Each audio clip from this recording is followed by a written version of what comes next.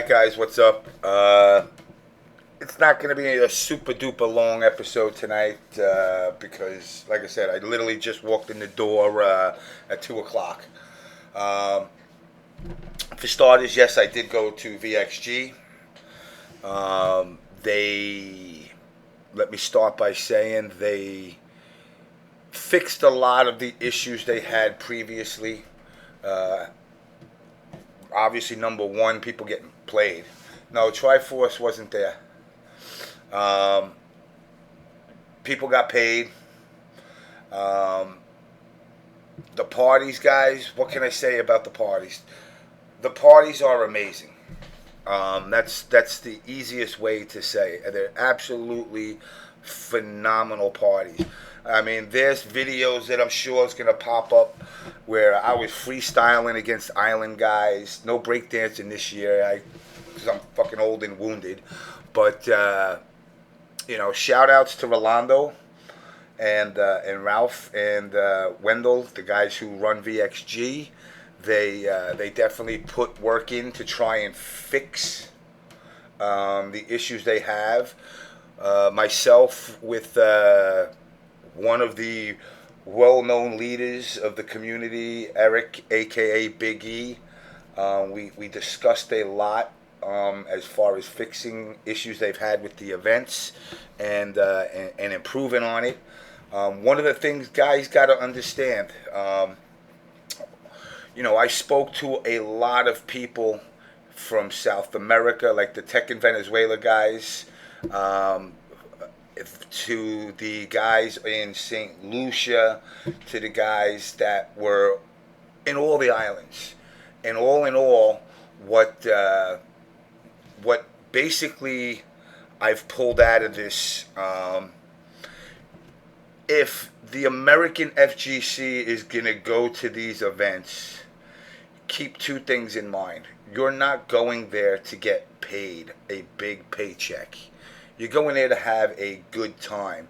These locations should be vacation first, gaming second.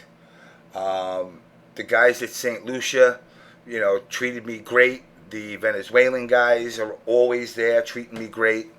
Ralph Rolando and these guys treated everybody good. The parties, again, I can't say enough about the parties. The parties are wild. The cosplay they did wound up going well. No issues. There was no issues of a typical FGC fighting game tournament. Marbles, Snapper, Marbles is sleeping already. But, again, I give these guys full props. They are still addressing the issue. They are not going anywhere, unlike, my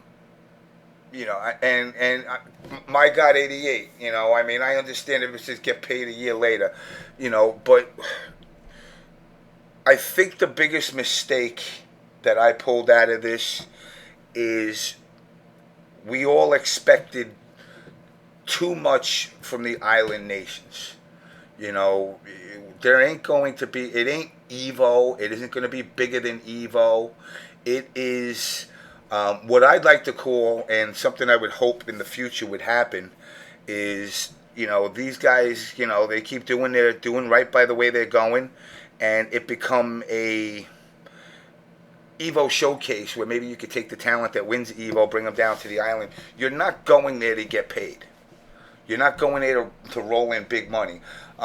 Speaking to the guys at Tekken Venezuela, they told me that if they have a tournament and the top prize is $100, that to their players is a shitload of money, which is basically virtually a money match for somebody in a room. And it's if you're gonna go and expect to go to these events in the islands and walk out with thousands upon thousands of dollars, yes, you're going to be disappointed. But if you're going to these events with the intent of just having a great time, then this is definitely something you want to look into in the future. And again, unlike American FGCTOs who, have a tendency to fuck people and then disappear into the sunset, they're not going anywhere. They're not running away from the past. They're addressing it. Somebody had mentioned to me that, an email that Rolando had put out to the players got posted on Reddit, which, that's fine. We spoke with these guys. These guys have full intent of paying the players that are owed the money that they're entitled to getting. I will say this, and you could twist my arm. I didn't sign a non-disclosure. I'm just keeping it 100. There is some shady shit that happened that it does not have to do with VXG guys. As far as payouts go, I cannot and will not disclose what I found out. But it does seem to add up as far as, trust is gone right now. None of the top players are going to go back at this point. But you know what? If they get paid what they want, if they get paid what they're entitled to, I think it will make a difference. I think, people got to understand, like I said, the island guys are not a place like the States where, events are just $60,000 events they set up and try to run it. They're on a very fixed budget. Unlike, events here, which, Alex down at CEO and Big E at NEC and Larry at Final Round and, even to the Cannons over at Evo and, everybody to Alex Via at SoCal Regionals, they fund their own event. There is government tape, which sucks, but it is what it is. It's the only way these guys can do this kind of event. Again, I reiterate this. I had an absolute amazing time. I know Eric, aka Big E, is not one to come on the show, but if you see on Facebook, he's mentioned the same thing too. We had an absolute blast there. I can't spill beans on this one, only because it's gonna affect a lot of things. I'm just gonna say I'm gonna let nature take its course and see how it evolves down the road. I do plan on bringing Rolando back on the show once people get squared up within the next couple of weeks. Again, to players like F-Champ, to these players that are entitled to the money, they are going to get their money. These guys are not going to cut out. They're not going to put a bubble around their island so nobody can come in. But it's again, in my opinion, from what I've seen, being neutral. The fact that I've supported this event last year and this year does not make allegiance to this said event. I've called out every event that I've ever gone to that's been fucked up, and I've even called out VXG for being fucked up, last year. But they took a lot of necessary strides to repair the damage that they did. It's still going to take more work, obviously. After speaking with them, they are really adamant about fixing the issues. I got everybody curious. No excuses it sounds nice, Virgil, but the other option is them just say fuck it and not pay nobody and nobody gets nothing. I think one of their biggest mistakes, and I spoke with them in depth about this. I said their biggest mistake was flying these players out in the first place. Flying these players out who, to be quite honest, shouldn't have been flown out. It was a bad concept to make qualifiers that get 50 people flown out to an island. It's just right there in itself is just an overhead that's too much. You know, there was players, Smash players that came out on their own, you know, from Long Island, where we are. I'm not being filmed at gunpoint. I'm being real. You know, my whole thing is, if they were fucked up, I was going to come on this show tonight and say, this fucking event's done, it's over. I can't say that. I can only say what I saw. And I had a great time. You know, it was beautiful, beautiful island again. The drinks ran. My cuppeth, as Triforce says, my wine ran over my glass, over and over and over and over. No, I don't need nobody to call the cops. But, I mean, like I said, I did not. James had to delay the show because he had to memorize the script. No script.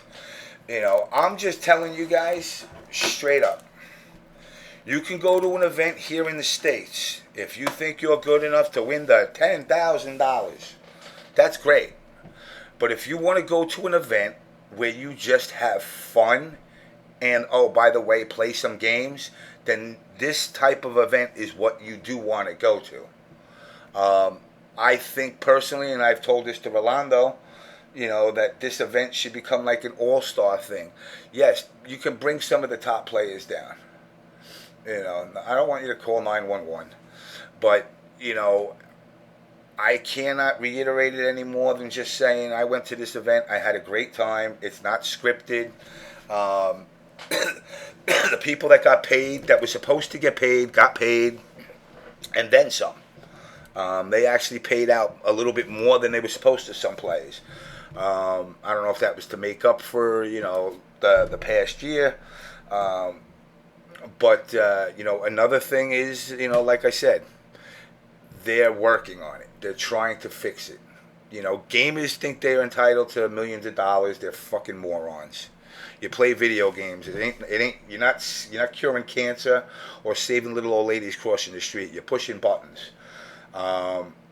Yes, you are entitled to the money. You are all who's owed money entitled to the money, and it's gonna happen. They haven't, you know, without a doubt, they are not sitting here to me, telling me or Eric that we're just letting it go, and they are taking the steps to try and do it. That's all I can say about it.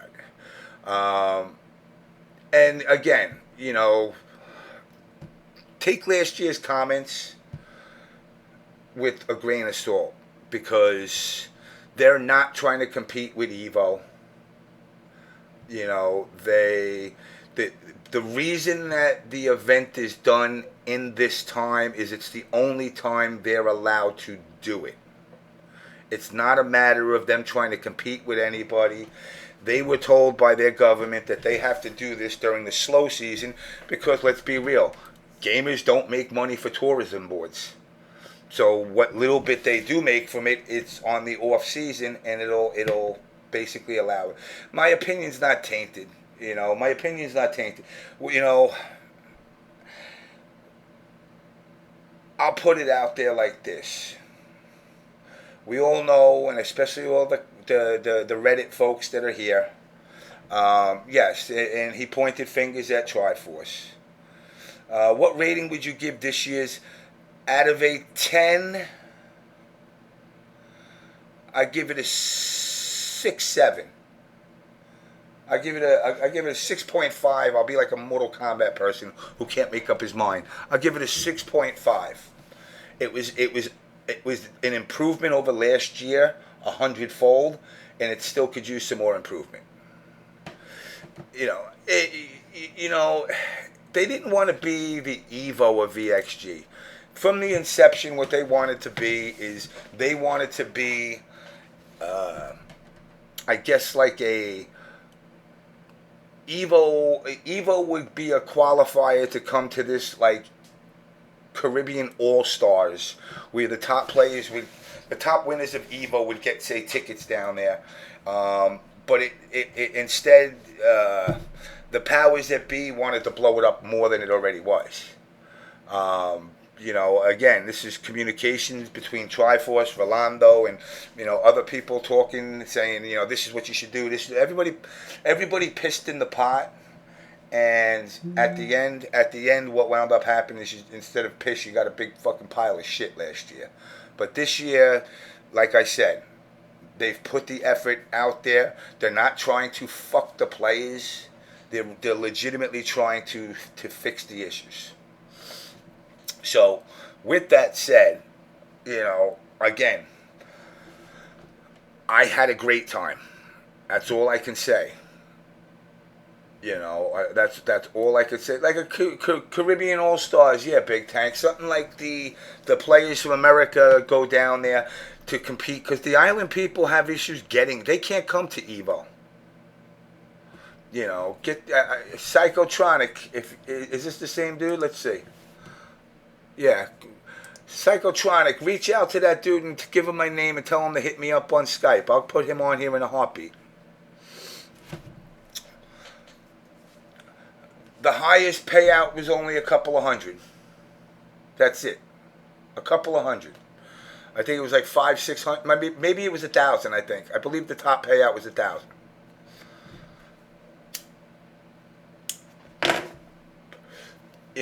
And that's that's the thing that last year they made the mistake of trying to pay out top 16, and it's like 17 guys enter a tournament and you're paying out 16 people. Little things like that is where the issues popped up. The amount of money, obviously, sponsors dropping out. There was a lot of factors that. Again, this does not make me give them a pass to this. It's definitely not giving a pass. Have you ever fucked 3 or more girls simultaneously? Not simultaneous, but I'm not giving them a pass, and that's what you guys got to understand. I'm not saying, well, what they did is excused. No, because at the end of the day, the buck, and Rolando's come on the show and said it numerous times, the buck stops with him. The fact that, whether money came in from a sponsor or not is irrelevant. You got to plan accordingly. If you're going to get whatever, $50,000 from a sponsor, you better have $50,000 on the side just in case that sponsor doesn't come through. Yeah, hold on, Fifth.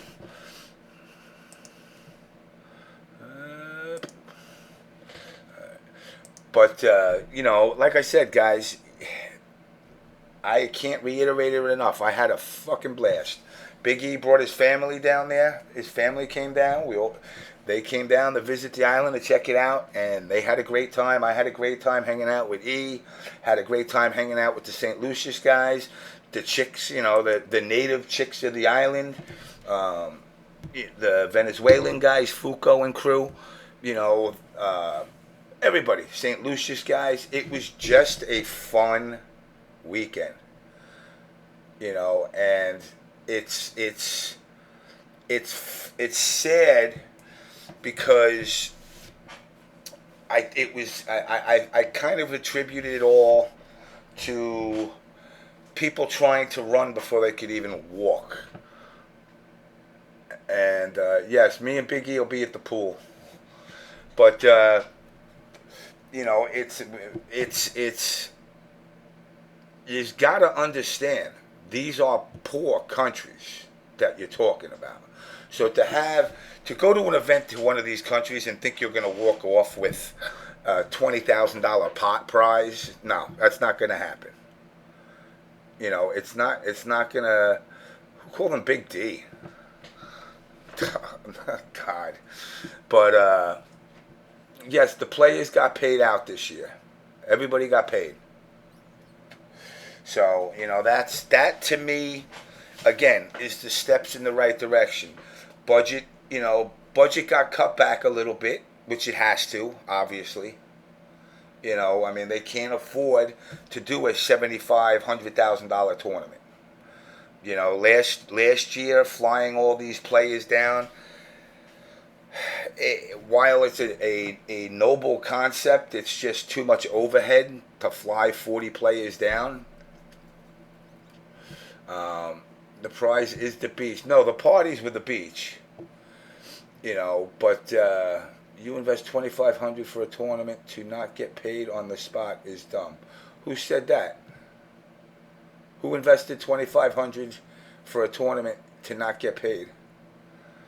Again, these guys. Again, the truth be told, they did, and they'll say, and let me clear up before I go into that. Let me clear up this myth, if you will, that Rolando bought a car and a house and this and that with the money, and it's a crock of shit. It's a crock of shit. Nah, you know what? We didn't do the volleyball this year. I didn't have time. Like I said, guys, I was there to have some fun, but I was there to get answers. I guess this was my CNN version of me doing some kind of reporting. I've had drinks with Rolando. I don't even know where the fuck John Nelson is. But, you know what? The problem, I don't want to point at the problem. I'm going to be real. I don't want to point the fingers at the problems. I just want to resolve the problems.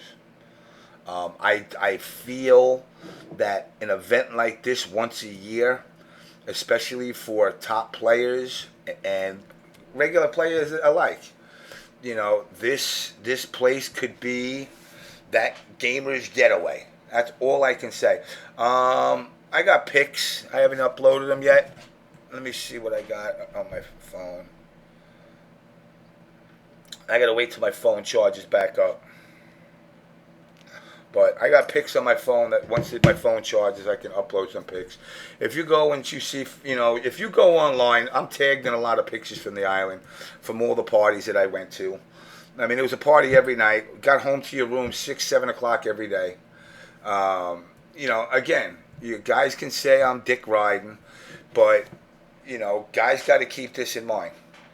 This is not supposed to be a super duper Evo Part 2 type tournament. It's supposed to be a tournament that come 5 o'clock, and for all you that have gone to tournaments, this isn't the case.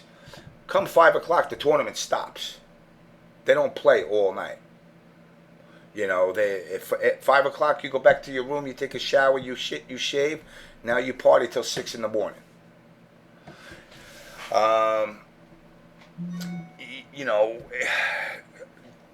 Drugs were aplenty there, Baruch.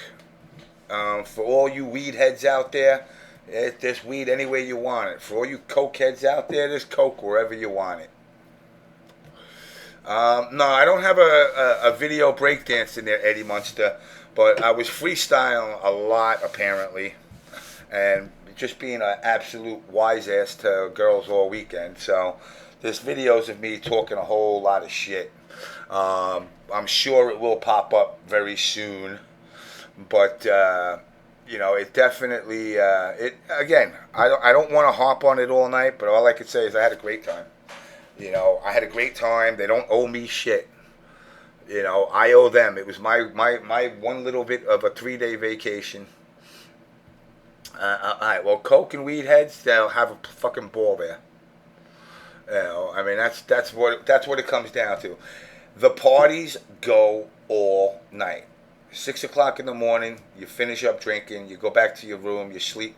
If you're a fucking lightweight, you don't get up until fucking 3 o'clock in the afternoon. If you can handle it, you get up by 10 o'clock. You go down, you play your matches again for a night, and then you're done again by 5. And at a party again at 7, 8 o'clock at night, you're at another party. No, I can't yell bumbo clot. But again, guys, they're looking to fix things. I'm going to have Rolando back on here in a couple of weeks. Other things that are going on, obviously. Summer Jam coming up next month. which is one of Big E's events. So definitely go, if you're in that area or not in that area, go check it out. It's going to be another great event as always. Big E always runs great events. There's pop bonuses in tons of games. I know I've seen something about Smash people looking for a pop bonus, which wasn't happening, but it is what it is. If it happens, you got time still before the event. But, like I said, you can't critique unless you go. And I've told people already, I'm not sugarcoating it. I'm not saying the event was perfect. It was an improvement, and I had fun. If you're going to the event to just be a hardcore competitor, that's pretty sad, to be honest. Summer Jam. If Summer Jam has issues, I will bring those issues up. But and I'll put this out there. Every time there's issues, it always seems to revolve around the NRS community. It's the only community I ever see coming out, screaming, crying about events. It's never, I don't hear the Smash guys and I don't hear the Capcom guys. It always seems to be the same group of people. And coming from that scene, I kind of got to say, no, it's no Disneyland.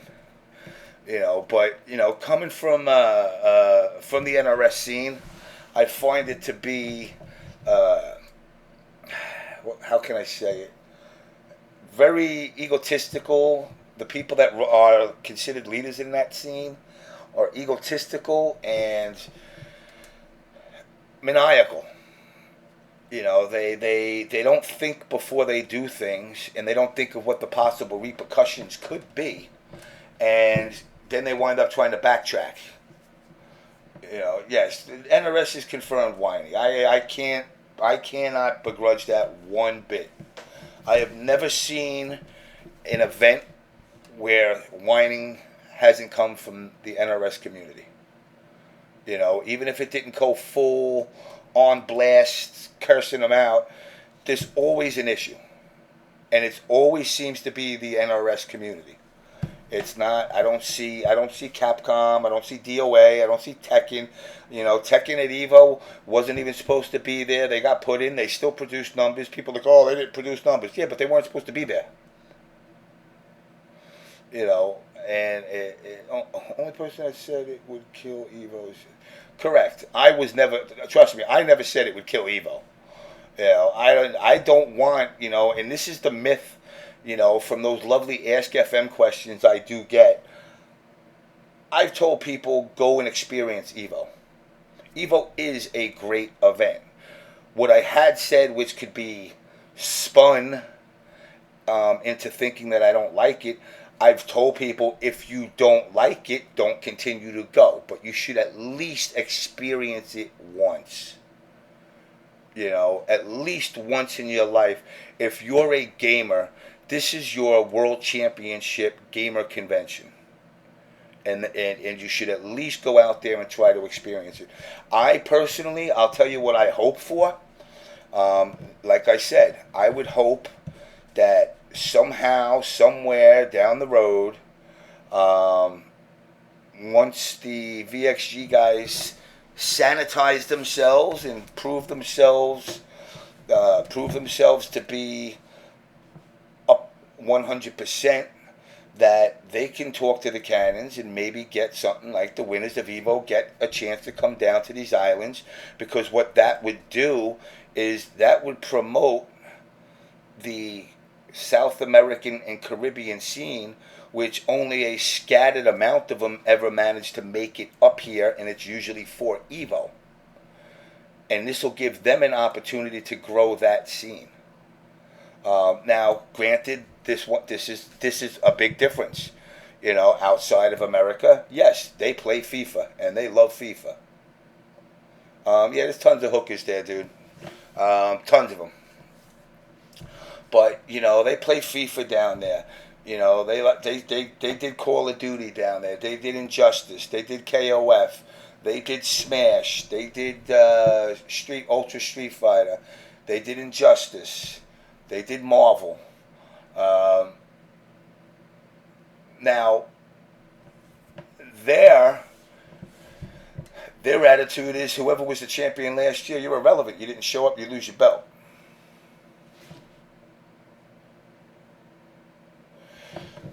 You know, VXG took care of everybody there this time. You know, my God, it wasn't something that happened down the road. Everybody got taken care of. You know, so I mean that's something that, you know, is important.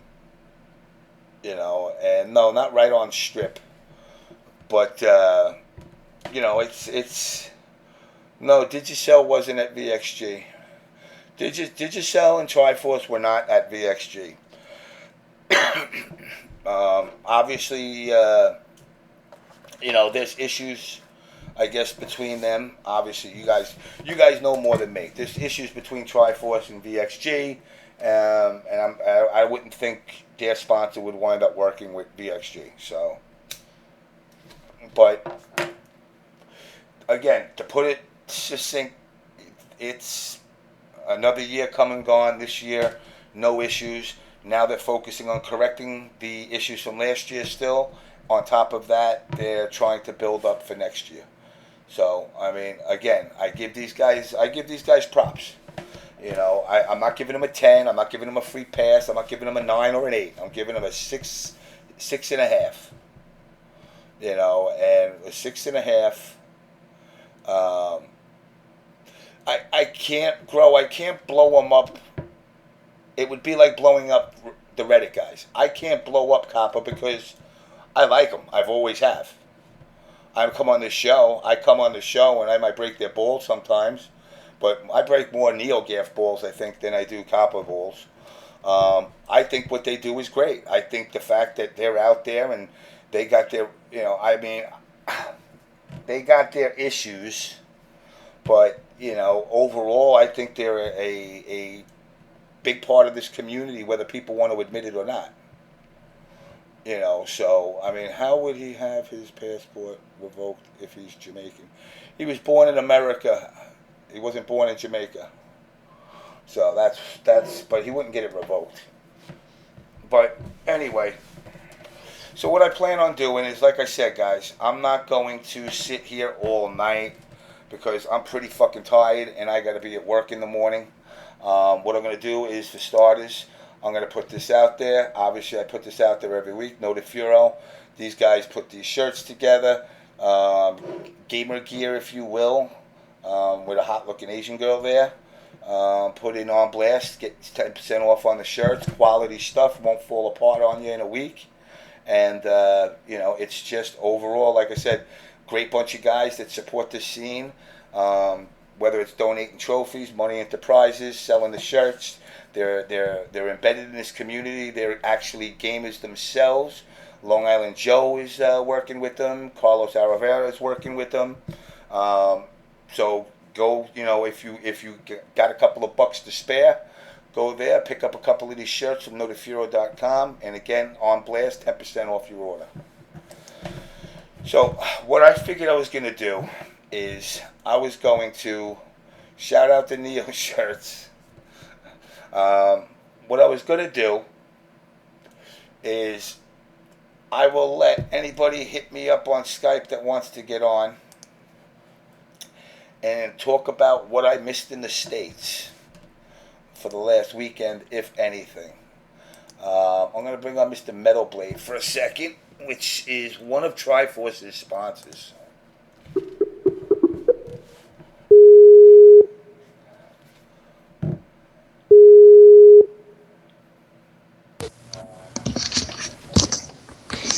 Yo, what's up, James?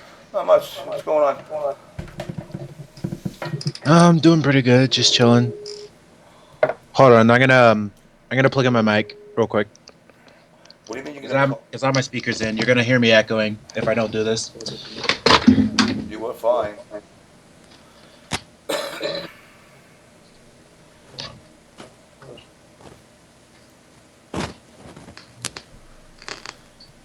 You're gonna hear me echoing if I don't do this. Now you sound like shit. Wait, hold on, really? Yeah. Oh, I'll put it back then. Put it back the way it was. All right.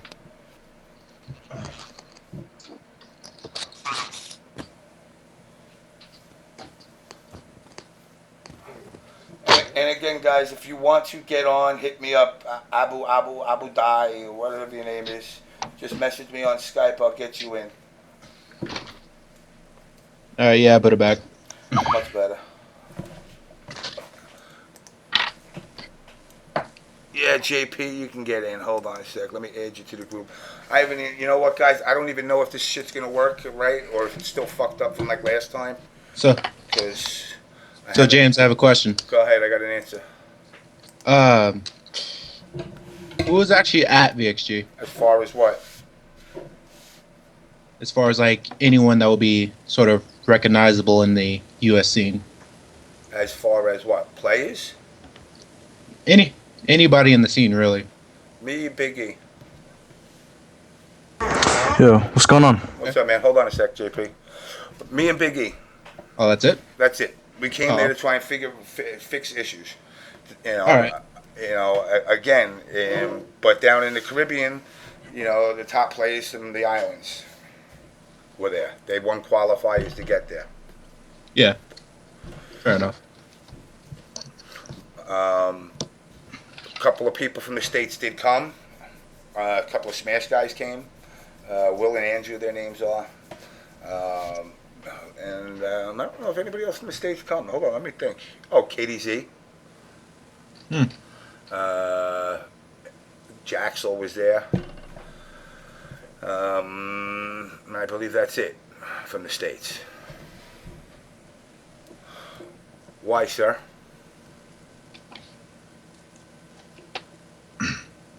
Oh wait, what'd you say? I said, why are you curious about that? I don't know. I was just wondering because the whole issues from last year and whatnot. So I want to see if anyone else would still go to the event. They're not going to go to the event because they're cheap fucks. They got flown down there. If they didn't get flown down there, they wouldn't go.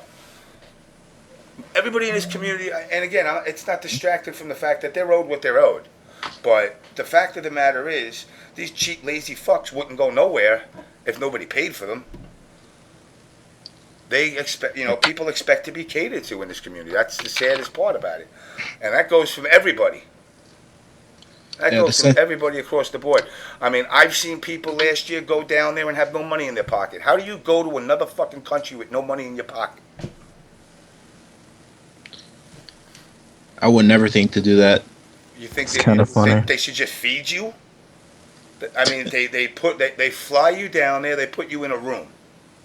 Again, people got to use their fucking brains. That's already to an island It's already like to an island like St. Martin. That's already a lot. It's $2,000. Yeah. So $2,000 per player. Like how many players did they fly out? Like 50? 40 something, like 45 players. Like a big number like that. That's. Thank you. That's pretty expensive. But now again, this is where, and again, I'm not telling people to do this. I'm just saying, people seem to forget that. I understand they still want to get paid, but they did fly you down. They did fly you down. If you pissed money away down there on your own, that's fucking shame on you. That's your fault. But the fact of the matter is, they did pay when they flew people down. It's not like they put you on a fucking airplane and said, well, if you get there, you get there. You don't. They took care of you. They fed you. They took you to the parties where the alcohol was free. All night. I mean, I spent close to $1,000 down there this weekend in booze alone. Because I chose to. And that's the key, because I appreciate the fact that they're interested in trying to fix the damage that was done. I mean, and again, I really don't listen. Triforce, everybody could say whatever they want. He was without a doubt a contributing factor to the disaster of VXG last year. Whether he was running it or not, the black cloud over his head made everybody else skeptical. As Triforce says, that's just real talk. The minute people heard Triforce was involved with it, they already put red flags up and said, whoa, whoa, whoa, whoa, whoa, what do you mean? Yeah, that's how it's gonna go. Anything that Triforce touches, like people are gonna put in the question. You know, and it's unfortunate. Yeah. But VXG, obviously, with Triforce and them severing ties to each other. You know, and the Bogart saying, right, who passes up free booze? Only a fucking person that don't drink. But I mean, literally, I was drunk 20 hours a day for 3 days straight. And the sad thing is, there's no DWI law there. Thank God I didn't have a car. Ooh, somebody would have gotten killed. Also, thank God Chris Hansen ain't down there. Because there's some girls that are like 15, looking like they're 20s. And I'm like, I told some girl, I'll give you 10 orgasms in 10 minutes. She comes up to me the next day. She's like, you know what you told me? I'm like, I don't even know who the fuck you are. And I'm looking at her. She's like, yeah, I was waiting for my dad to pick me up. And you told me you would give me 10 orgasms in 10 minutes. I said, oh. I said, well, I don't lie. She says, well, she goes, you know I'm 17? I went, That's legal in some states. it's legal there. It's legal there, but that don't mean I can condone it. I still have to have some sense of morals. It's 15 is the legal age down there. Exactly. So I don't want to go that route. But the point is that, you know, with everything that had happened last year, and again, this ain't taking, you know, guys, you know, I know y'all copper folk will take this as fucking shots at Triforce. I wonder how different things would be if Triforce wasn't involved. I mean, the fact that the players didn't get paid, people would still been upset about that, but it wouldn't. I guess it wouldn't have been as bad of an issue. Yeah, but I think that's mostly related because of Triforce, because a lot of the money was already put towards flying all these players out, and there's probably some money that was already dedicated towards that wasn't taken care of. So when it took a moment to start paying other people out for the winnings, and Triforce was given money, a lot. Whether Triforce is owed money, that's one thing, but Triforce was given money, close to $20K. Oh.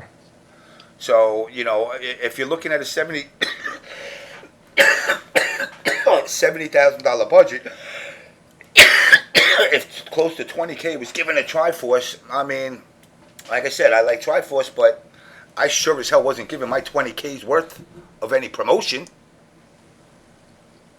If anything, it was counterproductive. yeah. You know, and that's the thing that's key. It's like, I don't care what he does with the money. And I know he's owed some more money, but don't say you didn't get no money. You know, he also lived on the island for, what was that, like 5 months? 3, 4, 5 months he was living on the island? Oh, really? Yeah. Oh. You know, so I mean, it's like, you know, it's a lot of touchy-feely, emotional shit that I really don't want to, you know, now, Samus or whatever your name is, I can't really fucking read, I'm going blind. What the fuck did Triforce do to deserve $20K? This is why VXG will forever be a joke. How do I answer that without hurting people's feelings? I don't. I just say you're right. He didn't earn $20K in my eyes. 20K for saying an event be an Evo killer. Yeah, Triforce told them what they wanted to hear, and they said, "Here's your money." You know, and that's partially. I mean, yeah, you gotta hype up the thing. You gotta hype up events somehow if you're getting paid to promote. The Bogart, I took E out with me, and filet mignon for me cost me, I think, $40, and he had a surf and turf steak, which was I don't know if it was sirloin or if it was filet also, which was also like $45-50. So I mean, a dinner cost there for 2 people $100. But I won money in the casino there, so it doesn't matter. You know, but Good on you, James. you know, going back to what I was saying, people got to understand that yes, the event was fucked up last year. There is no qualms about that. There's no defending last year. There's only trying to fix what happened and hoping, you know, a community that forgives people for hitting women, doing drugs, robbing each other. What other things do we do? Picking on, bullying people, bullying cosplay girls.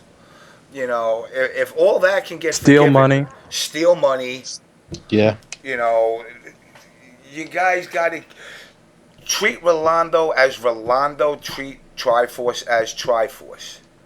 Do not put them together. Do not keep them as a single entity. You know, they really are 2 separate people doing 2 different things with 2 different agendas. Yeah. You know, and if you want to rip into Triforce, you know, I told Triforce last week, you know, I'm not going to bring him on the show because, you know, it never ends for him. And I said, you know, I wish you the best. If he has to come on, of course, I'm not going to tell him no. You know, but, you know, I might tell him, well, you told me no last time. So, you know, and try to persuade him not to come on. But if he's adamant about coming on, I'll always let him on. But Rolando, you guys got to treat it like Rolando. You know, you don't get shit with a $45 steak. You know what? It was a good steak. Don't get me wrong. It was a sushi house that I got the steak. But it was a good steak, but it wasn't no American $45. Actually, no. You know what? Correct myself. No, it was about a $45 American steak. It was actually a good steak. The sushi I wasn't digging, I wasn't vibing, and I heard a couple of people that actually ate it weren't digging and vibing. I just don't like sushi in general. So, but they weren't too cool with it. They were saying it was a little dry and shit like that. But overall, I mean, apparently everybody loves shawarmas over there. I don't know why. I don't want to eat that crap. I don't eat lamb. But, you know, everybody over there was going nuts over shawarma. That was like the thing of the island. And pizza, which pizza is like Domino's, which we all know I had enough fucking Pizza Hut and Domino commercials in my life. Yeah. But, you know, again, it's I'm not giving them excuses or free passes. I'm just saying they're taking the necessary steps to try and improve it. Obviously, the next step is starting to pay these other people from last year. No, they're not going to do that. Yeah, they are. Yeah, they are. Oh. Yeah, they're adamant about paying them. You know, it's not like really? it's not like they're like, oh man, you think we can get out of this? No, they're coming up. They're saying to myself and Eric, we got to settle with these guys. You know, it's red tape with them. Everything's red tape with them. I'll tell you what it comes down to. Okay, they got to go to a fucking 10-step board to pay people, even to buy tickets. Yeah. If you want to get it, if Rolando wants to fly me down to VXG, it takes him 10 days just to get an approval. Now they might kick back and, you know, like for example, me. I'm in New York. I want to go from New York right to fucking St. Martin. He'll give it in. He'll kick it into their group, and this person will look at it, and they'll pass it to the next one. The next person is the one that looks at the actual price. He looks at the price and says, well, you know, not for nothing, we can get him here at the same time, but we can get him a layover in, like, Charlotte, like, which is what I did, you know, for a 2-hour stay in Charlotte. And we could save $180 a head, you know, so they'll do that, you know, and it's like, you know, they'll initially say, Jimmy, I'll get you there from point A to point B. Now there's a A, B, and a C. You know, so I mean, those steps I don't complain about because let's be real. You know, if you're going down there on their dime, what would you be complaining about? Yeah, it's a free trip to a beautiful island. Like, why would you complain? You know, but unfortunately, yeah, like I said, the worst thing that happened at that event is people won the event. In all honesty, because every one of those people every one of those people, besides Justin who left early, every one of those people had a great time except for the payout. Yeah. And I would put it out there right now. If there's one motherfucker in the United States that went there and did not have a good time beyond getting paid out, come on this show and tell me. Because not one of them will say that. Even F Champ will say he had a good time. Exactly. Yeah, He even said it the day that he came back. He said, "I had a good time. They just didn't pay me, and that's why I didn't like it." That's what he said when he came back from VXG. Why am I a liar, Shadow Hog? Like I said, Still believing that Rolando has a gun to your head, James? Oh yeah, I have a gun to my head. Ain't nobody gonna fuck with me. But I'll tell you this: they're very courteous to me. They're very gracious to me. That whole hospitality thing, I'm not really into it too much. I mean, like, I had some chick trying to drag my luggage around. I'm like, give me it. I can fucking take it. I'm not a cripple. They do bend over, hand over. I mean, you almost feel like a goddamn fucking cotton field owner with some of the fucking island guys down here. They're so up to help you. And I'm like, no, I'm capable. I don't need you to wipe my ass. I almost shit in a bidet, though. I almost shit in a bidet just to break balls and go, I didn't know that's what it was for. But, again, I... Oh, shit, bear with me. I gotta get a drink.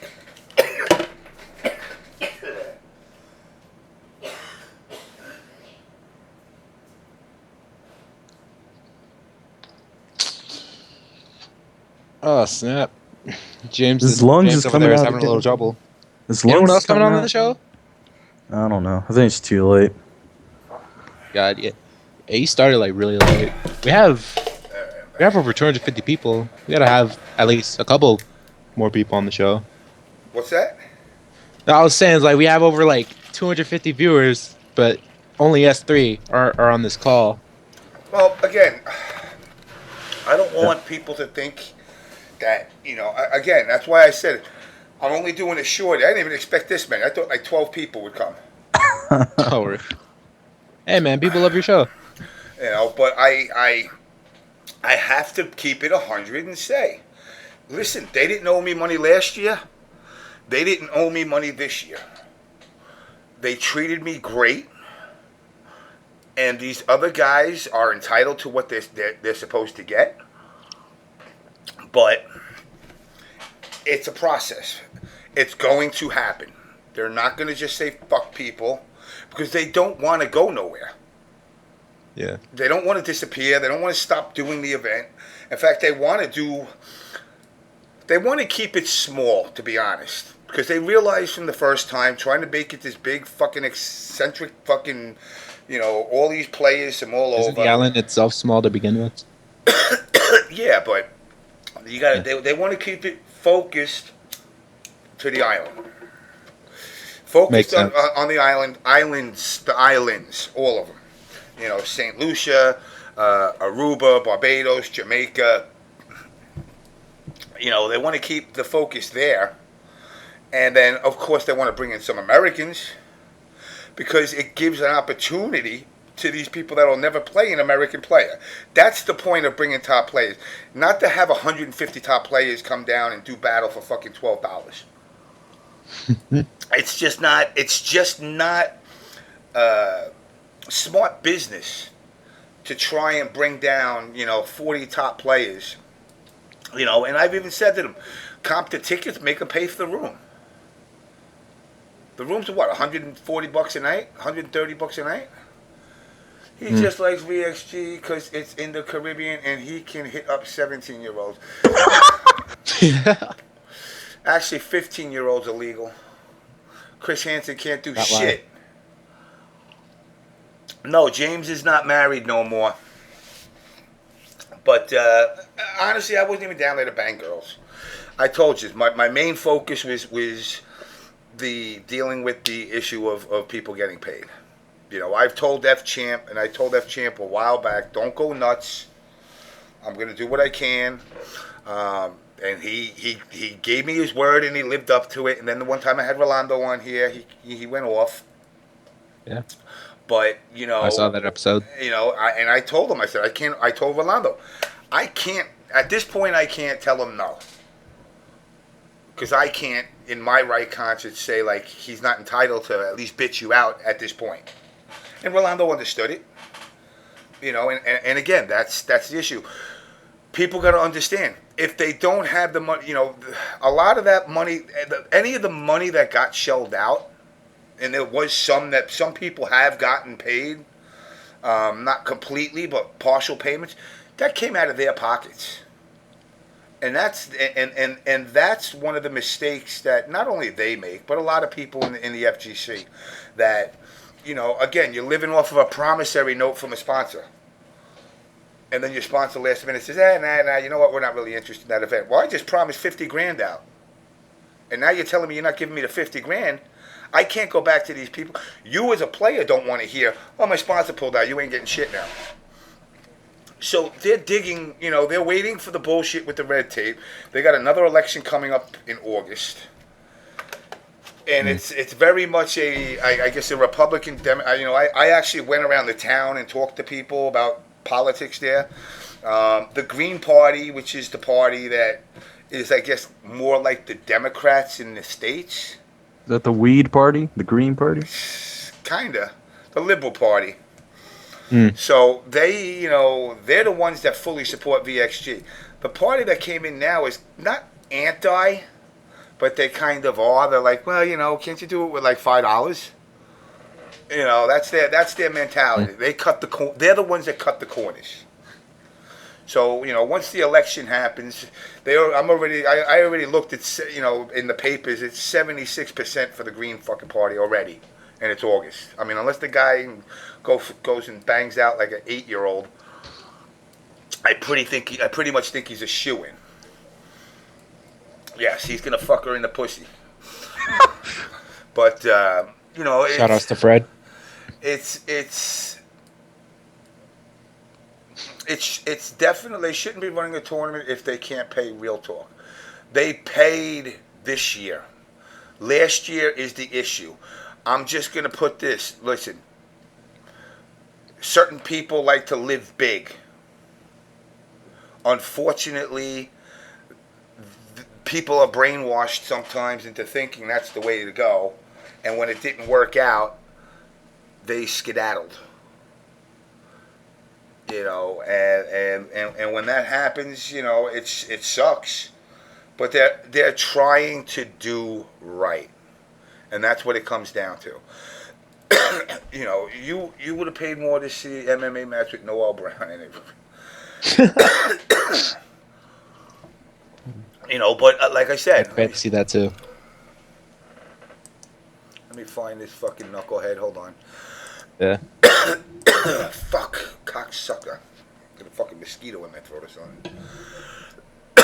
But yeah, in all honesty, the guys just the top players that got flown out shouldn't have gone in with the mindset of like making some bank. Well, no, they were told, but they were told that. Yeah. Like you all said, it's going to be bigger than Evo. No, it ain't. Nah. And that's where the fucking one of the problems lied. And again, the mentality of some of the players. I'm not trying to. I'm not excusing. I'm just saying. When you're basically spoon fed a bunch of bullshit, and you buy it hook, line, and sinker, you expect it when it doesn't come, you're going to be upset. I don't blame you.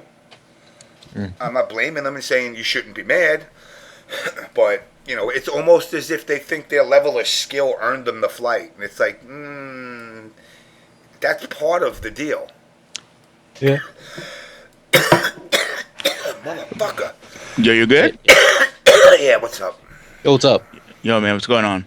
Yo, Good. it's kind of funny though, because like the U.S. is basically like for what it is, like the premier scene in the community for like the actual scene, like actually having events and shit. And it's funny how like a lot of U.S. players seem they can just go to the Caribbean and expect the same sort of payouts regularly. And it's like, I mean, you said before, it takes $45, $50 for like say something that'd be like okay, but the point I'm getting at is shit's way more expensive in the Caribbean. Just period. Doing anything, food, drinks, without not liquor, but whatever. But you know what I'm saying? It's like you just can't like expect somebody to drop 30K on you just because you play video games. You know? No, but it's not that much expense. It's cheaper. But what's more expensive is the players' attitudes. You're funny. The attitude. Now they go to an island, they think like, oh man, look at these fucking Muyans. I gotta go play on the fucking island. Just give me my fucking money now. Chill, man. Why I gotta play these motherfuckers? like... That's the attitude that they perceive themselves as these top fucking players, and it's more of, when people bullshit and say they're about scene growth, and all it is about collecting money, then I call you out on it and say you're full of shit. They just want to bring in new people so they can take their money when they pay the entry fee. Yep. And again, so you were given $2,000 flight and hotel, and that just didn't happen? Yeah. Yo, man, teleportation, dude. And again, I'm not telling them to forgive and forget. I'm saying that they're entitled to what they're supposed to get. What the fuck? Fuck. Yo, you alright, dude? Yeah, I'm fucking sorry. Yo, what's up? Yo. All I know is that, I want to go to VXG one day. Just because, the idea of going out and just hanging out on the beach, drinking with a bunch of people who all like the same shit I do is pretty cool. Now, hold on. Now, MCZ. Again, you're correct. I'm not saying that VXG shouldn't pay out. But don't tell me you're for the community or trying to grow the scene if you're just a greedy fucking Gretchen and all you want to do is get flown out. No player, none, not one player. I'll even say Justin Wong, K-Brad, fucking EG, EMP, RG, fucking FUCK, suck my dick and cock and balls. She get paid to do shit because none of them sell the products they're supposed to sell. They don't market them. They don't do their jobs. Just because you wear a goddamn jacket does not mean you're doing your job. Let's be real. The FGC, everyone who they reach already knows about that shit. Everybody knows about headsets. Everybody already knows about freaking light game portables. So honestly, the reach isn't really that great anyway in this community.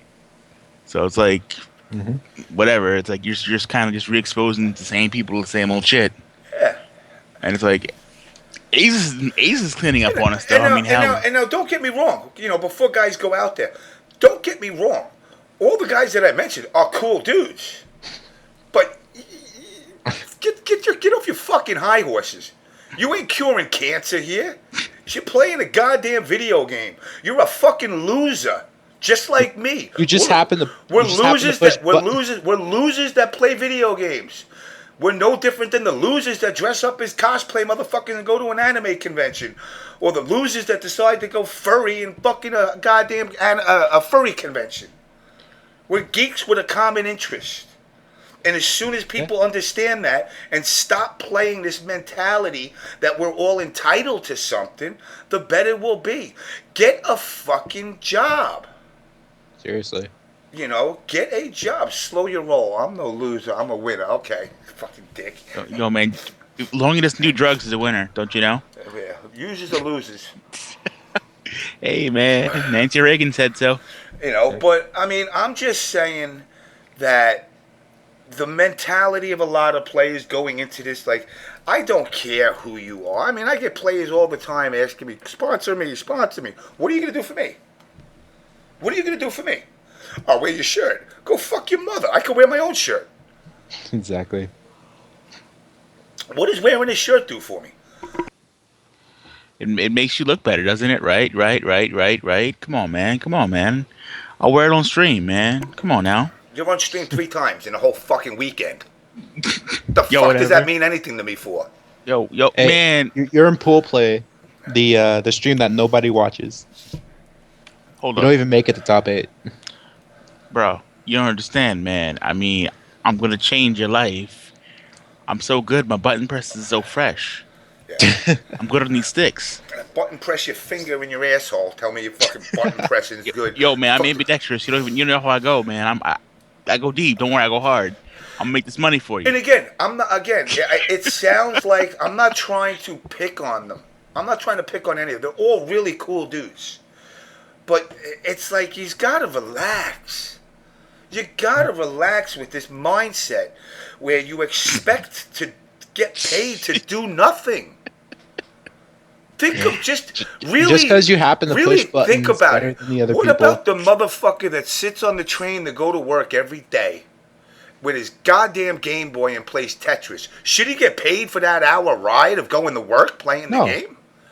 You're playing a game. It's entertainment. What about I go to movies and I watch them really thorough. I'm the best movie watcher. I need to be sponsored. So this way I don't have to pay to go to movies no more.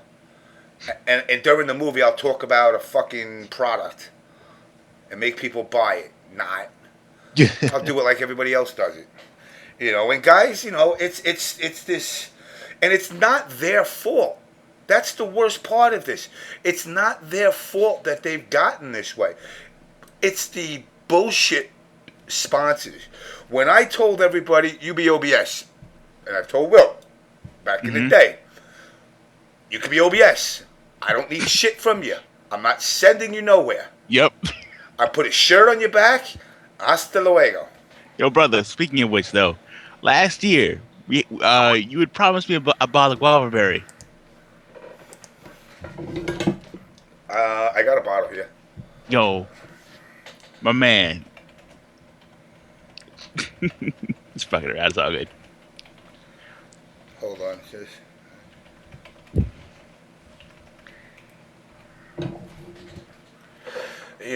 But my thing is, it's like the FGC as a whole got broken when it tried to turn itself into this business.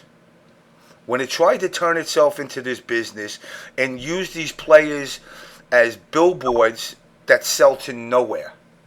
And it's not their fault. Yeah. If I turn around to you, Will, every day and go, you're the best, you're the best, you're the best, you're the best, you're the best, eventually your head's going to get inflated. But the thing is, though, which is funny, and I mean, let's be honest here, no matter what happens, and this is not about players or anything else, it's just like, if the scene was growing, it would work. If the scene was growing, it would actually eventually pan out, because, like, you'd have new people to sell shit to. And I mean, it's kind of funny how people talking about like this last weekend, Dota 2 was actually on ESPN, and it's like, not saying that's gonna like attract the hardcore football watchers, but like, I mean, just that level of exposure does help like to broaden your freaking market share. You know what I'm saying? Just in terms of just getting advertising dollars there. Saying you had X amount of viewers during X. Hang on. Let me hear Justin.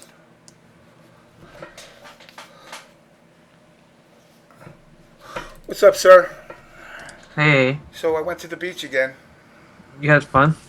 Yeah, like I said, like last time. What's up, Wong? What's up? It seems like as long as you're not owed money, you can have a really good time. I mean, I wasn't part of the tournament. You know what I mean? Yeah, I mean it's and again, and I'll tell it to you while I have you here. They're not trying to escape it. If that was the case, they would do a John Nelson and just go MIA and say, you know what, I'm not taking nobody's calls. I'm not doing another event. They're adamantly trying to, and myself and Eric talked to these guys at length all weekend, and it's come down to they're allocating cash. It is complicated because, like I said, it's not like an event where the money's coming out of Eric's pocket or out of the Cannon's pocket or Alex Vai's pocket. It's coming from a government which is red tape. And the transition of governments between our versions of Republicans and Democrats is one thing that screwed them over. Another thing that screwed them over, I'm going to put it out there. Again, Triforce. It hurt the brand. It hurt the reputation. It hurt their wallet. And that's the thing that they They went into it thinking Triforce. Here's this dude with a power glove with answers. He must know what he's talking. He got a power glove on. He must know what he's talking about. And I guess it's a bit of naive, and it's a bit of Triforce sales pitch. You know, and again, this isn't a jab at Triforce, but Triforce does have the gift of gab. We both know that. Yeah. And with that said, they took it as Triforce is an expert in this field, which once again I've put out there. There is no expert in a field that hasn't even been tested. You know, there's no everything's trial and error. You go watch Alex Vi at SoCal Regional. It's night and day compared to Big E's or to UFGTs. Everybody, Alex at CEO. Everybody has their formula. That doesn't mean one is right and one is wrong. They just all do things a different way. Triforces went in there with the I could do this. Again, I think bringing all you guys down there the way they did was foolish. The first time around. Okay, I'll stop you there. So most of the top players that got there was due to qualifiers compared to other players that just got flown out there because of the relationship that VXG had with EMP. You know what I mean? Oh yeah, that I know. So I earned my spot. I'm not saying you didn't. I'm not saying you didn't earn. No, I'm just giving you an example because I heard your conversation earlier about Rolando messed up because he flew out so many players. Well, when I say that, what I really mean to convey is they shouldn't have offered that much. I mean, 43 players is way too much to try and fly out at an event. At $2,000 a head, that's ridiculous. Yeah, I mean, they could have not flown out the players that didn't earn the qualifying spots. They could have done that, I think. That's something as well. And they didn't have to do as many qualifiers. Yes, you don't have to make true. You don't need to have a qualifier for Skullgirls. You don't need it.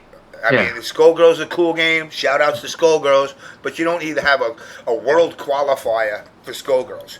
Really what it should have come down to is if I would have redone it, I would have said 3 events, Street Fighter at that time, Street Fighter Marvel, MK, or Injustice. Well, MK or Injustice, either one, and that's it. And that's it.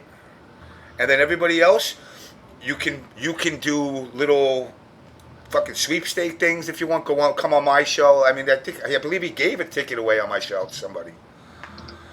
Okay. Felice, because Felice was asking his wife to marry him. All right, and then another problem is that I'm not owed money from the government. So remember when Rolando came on your show, he said that he won the case to get my money back. Yes. So that means my money should not be involved with the tournament winning money. You are in all honesty, you're a separate entity from it. For that fact that it was you chose to go to the other place and you had it done the way you wanted outside of the event itself. So again, I'm not saying anybody's not entitled to their money. But you being a separate entity should take priority. You should take priority. But again, it's I see that the government, just to get tickets out, like I was explaining earlier, is a 10-day fucking process. Now, money tied up in the courts like that, I don't know if he actually got the money yet from it. I know he won the case, but I don't know, it's like in the States. If it's anything like the States, the guy's going to say, all right, I'm going to appeal this, fuck that, and we'll stretch it out. But, I mean, it's irrelevant at that point, because, speaking to Rolando again, and same thing with E speaking to him, they are adamant about squaring guys off, and again, without going into too much detail to hurt certain people's feelings, there is a pecking order, and you are, not because you're a top player, but because you're a high invested payback, that you guys have become priority. Mm-hmm. Yeah. And it's a matter of getting, it's kind of like, well, if I can get rid of the big ones, the little ones are easy. I mean, you could do it one way or the other, but they're looking at it and saying, look, and Rolando said this, and so did F-Champ.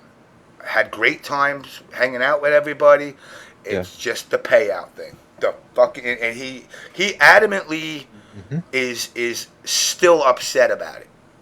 He's still upset about it. It's not like he's like, fuck That's these much assholes. like F-Champ. You know, but he's not like, well, fuck these people. Like, all he talked about all weekend with me is like, well, how do I get, how do I make this one happy? I said, well, to pay them. That's the starting point. I said, the damage, and this is the thing, because he got people talking in his ear, and you hear people in the chat saying that, oh, man, they're never going to recover. Listen, if you got your money, would you still complain about them? No. Yeah, that's true. That's true. I can't. It's like, Just pay them and be done with it. Of course, you're gonna have a few people that'll complain. They'll be like, "Oh, it took them a year, 2 years to pay me," but you have your money. coming from a community where people like John Nelson never gave the people nothing. Getting the money a year late is better than not getting it at all, and especially if you get it at a time when it's unfound money. Now you're like, "Oh shit, you're getting me back." But the thing is, a lot of the top players, they're owed money. Like, at least 90% of them has not said anything, unless only F-Champ has said something, and only certain top players say it when the stream monsters tweet or message them saying, "Hey, VXG is happening right now. What are your thoughts?" They're like, that's pretty much like, you're pretty much like telling them, "Oh yeah, give me a really mean answer," Yeah, I mean, that's what they're looking for. They're looking for that, oh, fuck VXG. But reality is this, and this is coming from a guy that does nothing but curse all day. And I'm like, it doesn't get you your money. Yeah. It doesn't get you, at the end of the day, you can call Rolando, you piece of shit, coconut tree climbing motherfucker. You ain't getting your money. I pretty much I pretty much just gave up from it. Like, if he doesn't give it to me, then he doesn't give it to me. That's all it comes down to. And that's like F-Champ has taken the same attitude, and I'm like, you know what? I understand that. Because you know what? I'd rather you take that attitude than walk around every fucking day stressing over whatever amount of money you owe. And and again, but I can also say, it's not like we went down there and they were like, Jimmy, Eric, fuck these guys. Let's go just have a party.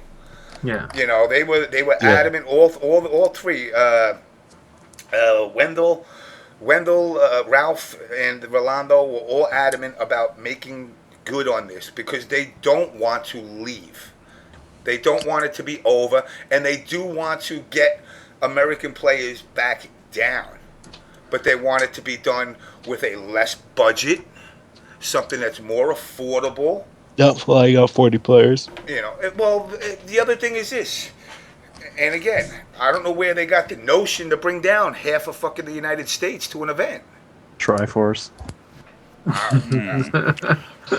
And you know what? Triforce was probably like, we can build a new arc if we come to Caribbean. We just need to bring the masses. And they're like, oh shit, 50 people going to come down. With our bread and wine. 50 people going to come down, and they're going to bring 10 friends with them. No. The only ones that came down are a couple of stragglers and the top players going on their free rides. And again, when I say free rides, I mean it just because it was free. They were earned trips, but it should have never gotten to that point. Yeah. It shouldn't have been a $75,000 tournament. It should have been a $25,000 tournament. Like I said earlier, I was talking to the guys in Tekken Venezuela. When they do a tournament, they actually do their tournament. They rotate it within 5 countries in South America every year. And their top prize is $100, and people flock to it. $100. To Justin, that's like one round of a money match with you. I mean, those countries, like, they struggle, but they have a lot of passion. And that's the thing, They have a lot of passion, and for them, they're going, well, I can't get. Let's be real here. South America, the islands, it ain't fucking easy to get a visa to come to the States. The first thing that our government says is, you're looking to stay there, aren't you, motherfucker? We know what you're doing. You're going to go there on a vacation visa, and you're not going to leave. You're going to go find a wife and marry her and stay there and get a green card, and you're not coming back. So they say, denied. So this, I look at VXG as being, if they fix what the issue, being that bridging gap to allowing these players to actually experience playing a Justin Wong. Yo, let me tell you something. Our egos are bad. Theirs are just as bad. Especially the fucking Dominican guys. We know a lot of Dominicans in the States that are like that. A lot of killers with instinct. But it's like they giving them the opportunity to gauge themselves against the American play. Maybe somewhere down the road you can bring in a infiltration or a Daigo down the road. Not immediately, because right now I think they'd be scared shitless to go there. But if things get fixed right, I think it would be nice. And again, it's like the Fantasy Island. I mean, you've been there, you've seen the place. It's the Fantasy Island of video game tournaments. 5 o'clock the tournament stops running, time to go out and drink and have parties. What FGC event have you ever been to in the States that ended at 5 o'clock in the afternoon? Power cuts. It's just that the problem is that like you said earlier, the money was too high. It's way too high. And they fixed that this time around. They lowered it dramatically. They did, and I could see visual cuts that were made that I look at as, yes, not a liberal, a conservative. And I look at the cuts that they made, and I've said to them, like, that's a good cut that you did. This one, I wouldn't go with that. Wi-Fi, $5 a day for people that didn't have the all access pass. That's nice. $5. It's like, so last year it was free. Little things like that. Where it was free food for everybody. Now it's free food to only the all access guys. The people with just game badges pay $2 a slice. Yeah. So I mean, little things like that they were doing, that they were working on trying to improve it, and save the money. So this way, when the event is over, here you go, here's your money. Yeah. I mean, what they did for the winners, which was kind of cool, they had the beach thing. It had 43,000 people came down to the beach. Yep. To the beach. So they had the party the last night, 43,000. Let's go to the beach. 43,000 people, and you get introduced to the 43,000 people. So it's kind of like, a lot of these guys are just there to get drunk anyway. They had no idea what a video game even is. Mm-hmm. But they bring you down to the center stage. They had this girl, Cecile, which is some Jamaican singer, who apparently is big. I just don't listen to Jamaican music. Tried to get in her pants though. You? Yeah. How'd that go? Did you work? Did it work? Yeah, I fucked up. Did you tell her you're famous on Twitch? No, I don't even. I don't play video games. He said he was big in America. You could put her on your show. Oh, you want to come on my show and say? Actually, you know what? I could do that.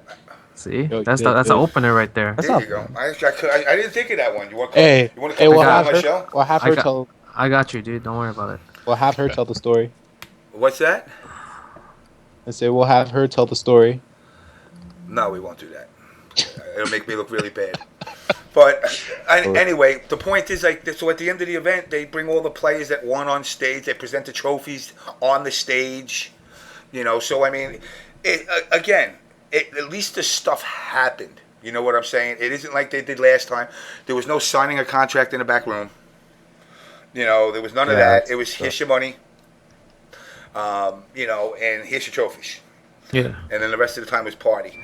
Now, again, keep in mind, the budget did cut. That don't mean you were sitting in the back of a fucking wooden shack playing games. It just means they cut back where they found ways that they could. Mm-hmm. And I think that part of the reason of that is to help allocate more money to give to the players for last year. The money that they saved this year. And I said this from the get-go. They're basically going to take from Peter to pay Paul. And I think their best move, the best course of action is, once that's all squared, don't go, hey, let's make a $70,000 tournament again. No, stay with where you're at. You could do a couple of little things and increase here and here, and they know how to do this. I mean, he runs that Heineken. I was watching videos of that Heineken regatta thing, and let me tell you, son, FGC and Evo ain't got nothing on these guys when it comes to that. You know, there's 60,000 people down there for this thing. I'm going, oh, we had 8,500. Shut up. They're like, no, we did 60,000. I'm like, oh shit.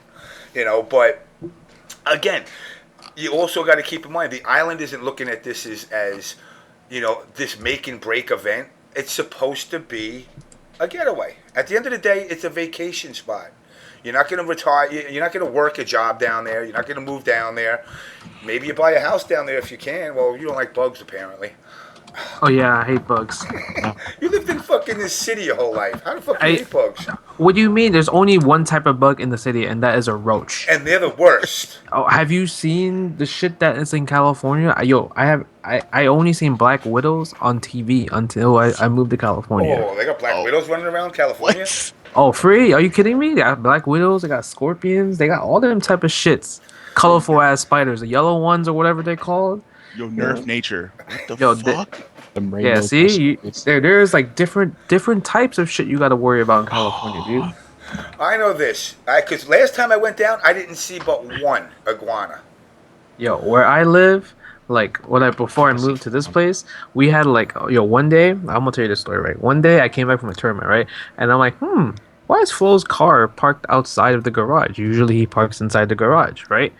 Deadass, no one told me that there was bees and wasps flying around the house. So I didn't have my key, so I'm just like outside waiting on the doorbell. Ding dong, ding dong, ding dong. And then they're like, and then someone opened the door. Oh, yo, you have to hurry up, come inside. I'm like, what happened? There's bees and wasps all over the house, and I was like, oh, I could have died like that little boy from My Girl. Damn. Yo. You're gonna get Macaulay Culkin. Hold up. I actually have a story similar to that, actually. My bedroom wall, a wasp nest was built, and apparently, I ended up getting stung up in the middle of the night, actually, because I kicked my wall, and you're getting stung. They do that shit. Dude, they do that shit. You're getting stung thinking it's mosquitoes. Dude, this shit hurt like a motherfucker. Like my entire arm blew up and shit was terrible. I'll tell you this. When we went last year, I didn't see an iguana. And now I go this year, and I see one little motherfucker, like, you know, not newt size, but a lot bigger than a newt size, like the size of an iguana you would see in a pet store. Yeah. And then the second to last day, I go outside. I would have taken a selfie with it. And I see, well, the problem was, I got pictures of them actually, but the problem was that the next day, I guess the little sons and the daughters went out to go hang out with their boys, and Mama and Dada weren't too cool with it. Mama and Dada came out, and they were like 6 foot long fucking things. Oh, fuck that. I mean, and the father's like sticking his head up, looking up, because I'm on the 3rd floor, looking up at me like, what you want, bitch? I'm like, nothing. You're looking at my girl. I'm like, no. And then the girl one's coming up climbing the wall. I'm like, nah, man, this thing ain't gonna come up here. Came up to the 2nd floor, deked around, took some kind of fucking animal, I think a bird, and then ran back down, and the father and the mother ate it. I'm like, what? I'm like, yeah. They got these really cool birds there. Like, Justin, Will, you guys know our New York birds. You either got a seagull or a pigeon. That's it. Pretty much. Yeah, all those other things you see, like blue jays and even our state birds, they're like, nah, we don't see them. I'm telling you, that's why I'm saying, like New York, it's the only dangerous things that you see are like the subway rats. Anything else that's it. Like everything else is outside of New York City. Yeah, pretty much. Well, needless to say, at the end, again, I have to say, I had a good time. You know, I mean, I went down there. Eric and myself went down there with an intent. It wasn't just to go down there and party. We really see the potential that this could have done right. It's just got to get done right, and they seem on board to do it right. You know, I told them, I said, listen, man, the most important thing right now is squaring people away, and I've said it, and I know you're owed money. I'll tell you, just like I told everybody else. I said the first one you got to square off is F-Champ. Just because he's the loudest. He has the mouth. Yes. You got to. I said if you soothe the mouth, the rest of them will start to talk up a little bit because they're gonna go, wait, they paid him. Maybe I just got to yell a lot. See, but the thing is that FChamp has gotten like more money than other people for sure. I believe Really? the way that they're. I remember from what I remember the last episode, like he got paid a little more because of how vocal he was, and Rolando was like, "Oh shit, he's rushing my shit down." I just said, listen. I told him, and I said, yourself, Yipes, Rog, Champ were like the 4 primary people I said you got to pay. And then after that, I forgot who else was supposed to get that. Kayani, I think, is owed something. And then after that, I said, and then everybody else. Yeah. I didn't like say, well, 16-bit's got to get now. No, I'm 16-bit. Sorry, you're a bottom feeder. But it's just the way it is. Especially when they're owed such little amounts of money. Yeah. It's the big ones. If the big ones are squared away, it's so much easier to turn around and say, well, we owe 20,000, then we owe 42,000. If you chop that big chunk out, it still sounds like a lot, but at least it's taking care of the high end people. The other ones, and now here's another thing. For these guys that are owed money, I personally, because I had a good time there, I'd be like, yo, Rolando, you know what? Don't give me the $600 you're owed me. I'm owed. Fly me down there again. Give me another vacation here. And that's something that maybe guys should consider. I mean, I know everybody wants money. A lot of people are broke these days. But if you're not getting the money fast, maybe you can get the trip. Maybe that's something that people should actually approach them with. I've mentioned it to Rolando, and he says, that would be good if they would do that. But I kind of also said, I kind of know the FGC. They like green paper rather than plane tickets. I mean, Yeah. he kind of did offer me last year, but he never got back to me. That's 100%.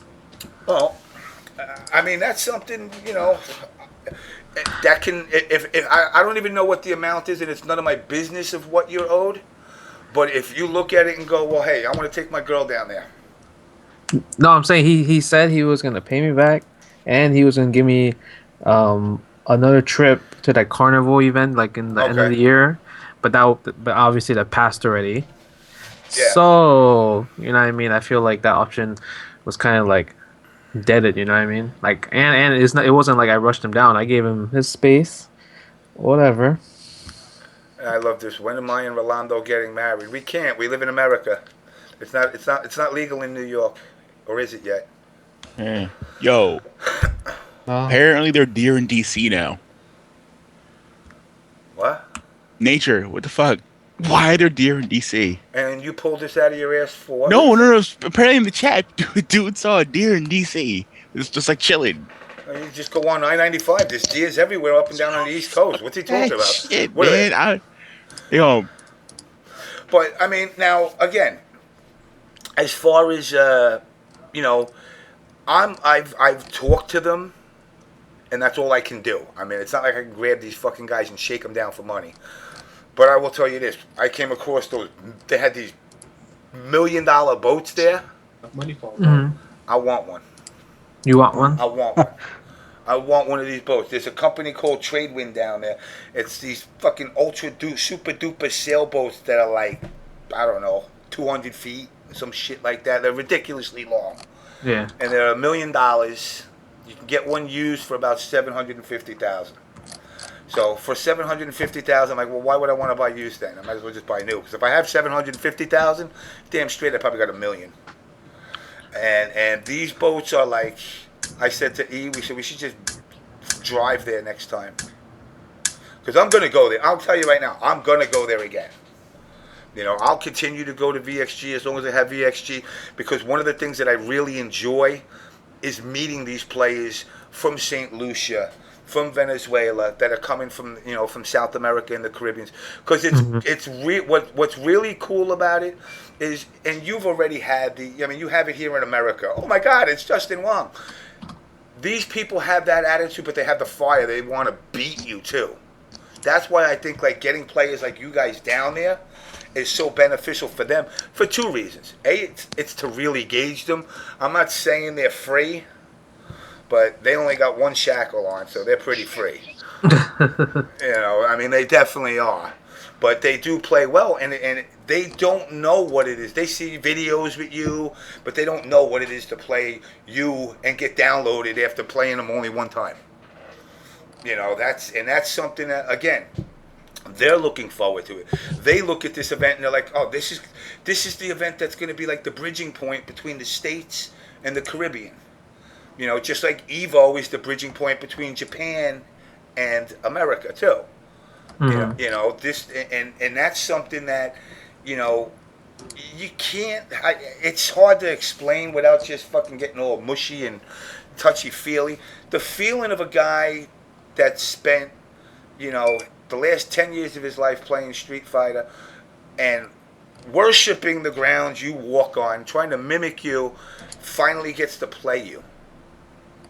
Where in any other situation, he ain't never coming to the States. There is one dude from St. Lucius that's trying to come to, I believe, Summer Jam or NEC, if he can get the papers. But that's something that, to me, you can't put a price on. It's just like when I do this show, and I get people, oh my God, you're the On Blast guy. It makes me get all blushy and turn all fucking femme fatale and be like, oh, leave me alone. I'm just doing a show. But at the end of the day, it's that recognition is a great thing, and to have somebody recognize me from outside of the country. It's one thing to have somebody like Will up the block for me telling me, fucking, I know you asshole. But to have somebody from New Zealand or the islands or something like that coming up to me, it is cool. I personally love that feeling, and I think all you guys do too. To be that Make-A-Wish Foundation guy's wish. That just wants to play against you. So I mean, if Rolando does this right, which again, it looks like he's looking to do it right. I'm not going to make excuses for him, but I can guarantee you, I mean, VXG just ended yesterday. He needs a day or two to freaking, at least a day or two to recoup. I mean, you know how it is getting around the island. So they're running around, picking people up all day, nonstop, catering to people. I made a couple of suggestions to them. Like, I found out that you can get a driver for $25 a day. Who will drive you around, not a cab, a driver. And he'll just stay where, and he'll like, stay park wherever. somewhere. He's basically your chauffeur for the day for $25. And I told him, I said, that's something you should look at incorporating because, I didn't get to see the French side of the island again. I mean, I passed through it, but I didn't like hang out there or nothing. So I'm like, I want to go to the French side, or I want to go to this beach, or I want to go to this island over here. And having somebody that's there available to do that makes it easier. Because, once you're there at the resort, you're kind of there at the resort at the beck and call of these people and playing in the tournament. And like I said, tournament ends at 5 o'clock. Now you got all night going. All right, I got to wait till 8, anywhere from 8 to 10 to go to this party. Let me go shopping in the French side, or let me go do this. So that's something else they're looking to do also down the road. So again, they're looking to approve the event. They're looking to square people away. They're not telling people go fuck themselves, because I told them, I said, what you're doing now could be perceived two ways. One, you're going to continue doing the event, we want to square things away. Or two, people are going to look at it and go, these arrogant motherfuckers just don't care about paying people, and they're just going to do another event and forget about us. I said, I would hope that the second wasn't what people thought, but I'm sure there's always going to be somebody with that conspiracy theory. Rolando's not out to defraud nobody. I will say, I feel they got shell-shocked, I guess, from the whole backlash of all this. But again, I don't think they were like, what is this? I think they were shell-shocked from the initial reactions to it. But I think they've accepted it. It's not like they turning around and going, "Oh, nothing. We didn't do nothing. We paid them." No, they're saying like we got to do these people right. So I don't think they're trying to hide. And I know people were posting Rolando's email. I guess on Reddit, somebody had told me. I guess about asking players to come down or something. I don't know what the email was. Somebody mentioned it to me, but never gave me a link to it. Go ahead. He'd sent an email. Somebody posted an email that he had sent in confidence to people that he owed money to, and he basically laid it all out on the line. I can get the link in a second. See, but the main line he said was, like, everyone will be paid before VXG 2014, Yeah. I believe. Yeah, And that's what he said. Obviously, VXG 2014 just passed. Did it? I thought this was 2013 and a half. Oh, yeah? No, I mean, again, it's a fight for him. And what people don't understand, and I understand people's frustration, but I want the people that have gotten paid something to understand. And I know everybody looks at him, and I guess everybody thinks he's the fucking the Hugo Chavez of the island or something, but it's not the case. And everybody that's gotten paid, they've gotten paid out of his pocket. He's paying people out of his own pocket because he's basically waiting for the people that are supposed to give him the money to give him the money. So he's hustling his ass off, and I feel bad. But again, on the flip side, I can't argue with it. But the fact of the matter is that this guy's doing, he's literally bending as much as he can to do it. It's like, listen, I don't know if you ever had to do a cash advance on your credit card, but that shit ain't cheap. I don't even care if you're in an island or not. It's just not cheap, period. They charge like 60% interest or something stupid. So they're doing that, and they're all doing it. They're all saying, we just got to square it. If we square it, we'll bite the bullet on it, because they also look at the time too. It's not like they're. I mean, I know we all say the island people are like into this real slow mode of operating. They're not that stupid. They're not sitting here going, oh, we don't have to pay nobody nothing. We just take a good old time. No, they're rushing their asses to do it, and they're like, all right, look, I paid my credit card off this week. We'll use this one to take care of this person. I mean that's good. That's good that he's using his own money and going through like that type of stuff. I mean, it's good because it's good for two separate things. The first reason it's good is because people are getting paid, but the second reason it's good is because it's and it's like what I said in the beginning. If Mad Catz decides to sponsor my event and says we're going to give you $50,000, I'm not going to go out and say shit until one of two things: I have $50,000 in my pocket to lay out and then get that money, or I got that money from them. Yeah. Because we all know, the Triforce syndrome, of him going out and this person, person A saying we're going to give you this, and this, and him getting 2 weeks later getting told no, but you already told 20 people that to depend on it, and you can't operate like that, and it's like I said, it's just a bad situation. And I know people like to seem to, I've seen people in the chat, I dick ride, but I just can't, in my right mind say I had a miserable time at an event that I didn't. Now, had I been owed money, it would be different. I ain't gonna lie. I'd probably have a fucking little bit more of a gun-ho attitude, but, I also have built a decent relationship with Rolando over the last, last 2 years. I promoted the event, so in a way I do. That's why, like I said, going down there was kind of important to me, because I was like, I've been down there. I promoted this thing. I got to get answers at least. I'm just glad Big E was willing to step up and not let me go down there looking like a total fucking idiot. Yeah. He actually, and he's talked to him, and again, it's not an issue. Let's call Ultra David and get him to sue the island, because you can't get blood from stone. If the money's not there at this moment, it's not there. but at least they're not sitting there saying, well, we're just not paying this. And if they can wheel and deal with you guys on top of this, you know, do the wheeling and dealing. You know, you'd be foolish not to. Yeah.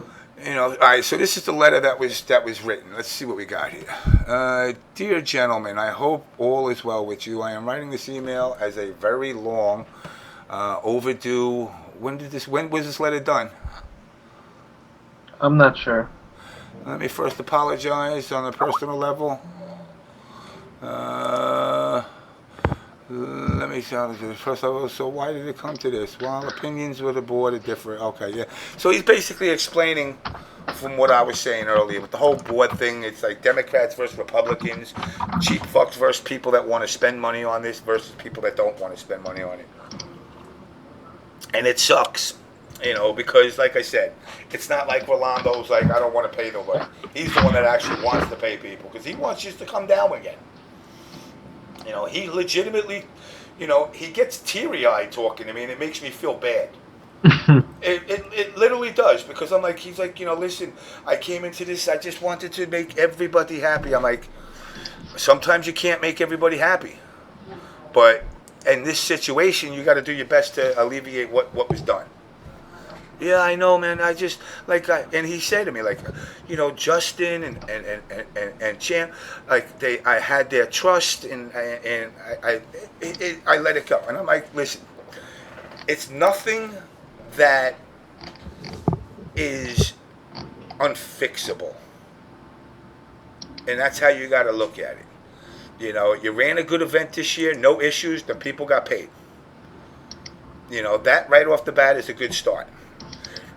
Paying them for last year is a better start. You know, and then on top of that, getting them back down here again. Getting them back down here. Tell them just your special guests.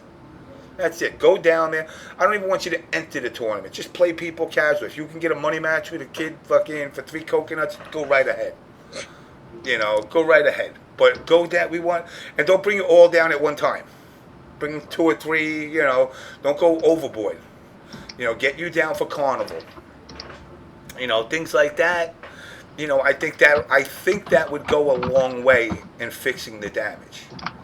Yeah. You know, I mean, now he separated himself from Triforce as much as possible. And again, you know, I'm not going to go, because I know the Reddit folks really want me to go into Triforce mode, and you know, it's like, no, I don't have to hang Triforce. He'll hang himself. You know, I like the guy. Me and him get along great, but on the business side, he's horrible. I mean, there's nothing more I can say. And I know, you know, Raj, your pop and you are working with him as sponsors. I'm just going to tell you, do what you do.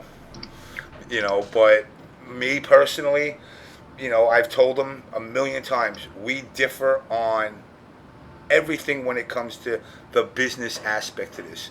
I don't even consider it a fucking business. OBS is not a corporation. We're not a development company. We're not a team. We're not a sponsor. We're a visual version of IRC. There you go. We are IRC Visual. I just renamed the show IRC Visual, because you can actually hear each other and sometimes see each other if you turn your camera on. You know, but that's really what it comes down to. You know, all I need is to put a couple of bots in my room and we're full-fledged IRC. You know, but this mentality, you know, and I've asked questions to you, Justin, in the past, like, you know, what do you do when your fingers don't work no more? You know, you have options, but you have options because you built those options. You built them. Yeah. No Empire built them. No EG built them. You did the work. Now, yes, EG helps you out. They treat you well. But at the end of the day, it's what you do, not what anybody else does. Tomorrow, if you turn around and say, you know, EG, we were cool, did a cool run, but, you know, Capcom hired me. You know, Capcom hired me full time. I got to go. That's your work. You know, but a lot of these players will never achieve that. I mean, they can achieve it. It's just that, like you said earlier, they can't feel entitled of something. That's the problem. Everyone feels like they're entitled of something. And I've, like what I was saying earlier, all of you guys put in work. When it comes to, especially when it comes to playing the game side, you put in 120%. When you come into looking to develop yourself and be able to establish yourself as somebody that can make a career out of the gaming, you cannot make a career out of just playing games. Of course not. Yeah. But that's the misconception. Like even people are misconceived of that. Even with you, they think, oh, Justin just thinks he's going to play games till he's 75 years old. I mean, a lot of times I'm always traveling, right? And I'm always doing something. Obviously, it's not just going to a tournament over and over again. Yeah. Like, I don't go to, like, the weeklies or stuff like that just because I have no time and I have to, like, do other things. And that's the thing people got to understand. But they got to hear it from people like yourself. I tell people all the time, like even back in the day, like when people just sit on their ass and hit buttons all day, like I'll be the one going to work on 9 to 5, and then coming home and then hitting buttons, stuff like that. But people dead ass just really believe in the I'll get my time sooner or later type of thing. But Yeah. you gotta earn your time. They think you're just going to retire and the next person fills your void. Just nope, move him up. Okay, Justin's out of the pyramid scheme, so he got his money. So the next one comes, And I'm like, well, if you take that mental attitude, trust me, there's going to be a lot of bottom feeders in that pyramid that are going to be really sad at the end of the day when they go, but I put in 12 years of playing these games, and I've been playing since 2009. And it's like, Very good. I should be getting tons of money now. And you go, no, you don't get tons of money. In fact, you've just donated the last 10 years of your money to a pot for somebody else. Yeah. Yeah. It's like, are you putting up results? No, then... Results aren't the answer either. Mm-hmm. The results mean nothing. The results are cool for your own personal bragging rights, but those results, nobody's going to turn around and go, well, hey, Justin, you won a couple of Evos, and you won all these majors, and you're traveling around the world. You know what? I'm going to give you a $75,000 a year job developing games in my company. Baller. And if that does happen, then, hey, all the power to you. But Yeah. I personally, if I ran a business, I'd be like, all right, you play games. What can you do for me to make games now? Well, I know how to play them. Okay, well, guess what? I don't make fighting games. I make MMOs. What are you going to do for me now? Oh, I play League of Legends. I mean, being known in the video game community, like by doing good in tournaments or winning tournaments, it does help in the beginning, but it's not something that you constantly need to do, right? Like perfect example is obviously like Mike Ross. He had his godlike time back in the day, and he doesn't play much anymore. Yeah. But now he's working for Twitch because of of such a nice personality he has, and people just get to know him. Stuff like that. A lot of people, they really believe that if they just stay with their shy personality and just play games, that they'll make it. But that's gonna be a sad time when that time comes. Yeah, it definitely is. Like I said, even with me, I had my fun in the sun. People are like, oh, why don't you go back and make games? You want to know the real reason? Because the motherfuckers in the gaming universe can't pay me what I want. Yeah. Or I would. I'm making a hell of a lot more money doing what I'm doing, and I'm sorry to burst bubbles out there, guys. It's not this show. But this is something I treat or try to treat as a, what's the word I want to use? A deprogramming to the Triforce teachings, if that makes sense. Yet you have him on every week. How does that work? Like I just said, the deprogramming of the Triforce educational camp. Yeah. Eurasia is not the biggest continent. Even, Contrary to belief, Right. You need a counter with like a white power glove, because he has a black power You glove. know, I was gonna. You know what? And it's funny because when I first started seeing him running around with the power glove and the black hoodie, I was like, yo, I should get a white hoodie with a white power glove. You could be like a white mage. But yeah, Justin, I have a question for you, man. I mean, What's you up, were dude? saying before about like how you can't just be like shy and all that stuff.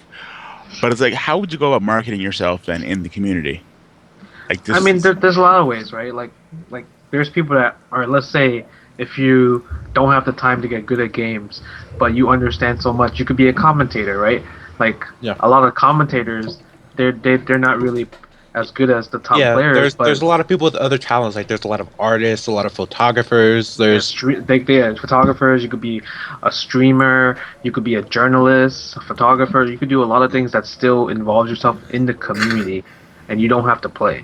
Obviously, the player will always get like the majority of the burn. But when it comes down to it, if you meet the right person, then you're pretty much in the end. I dig that. I mean, yeah, I'm just wondering. I'm like, kind of like say for like I write, we put that back and do all that stuff like that. But I'm like, I'm trying to figure out like how you found motivation to just stick with it for it's like 10 years now.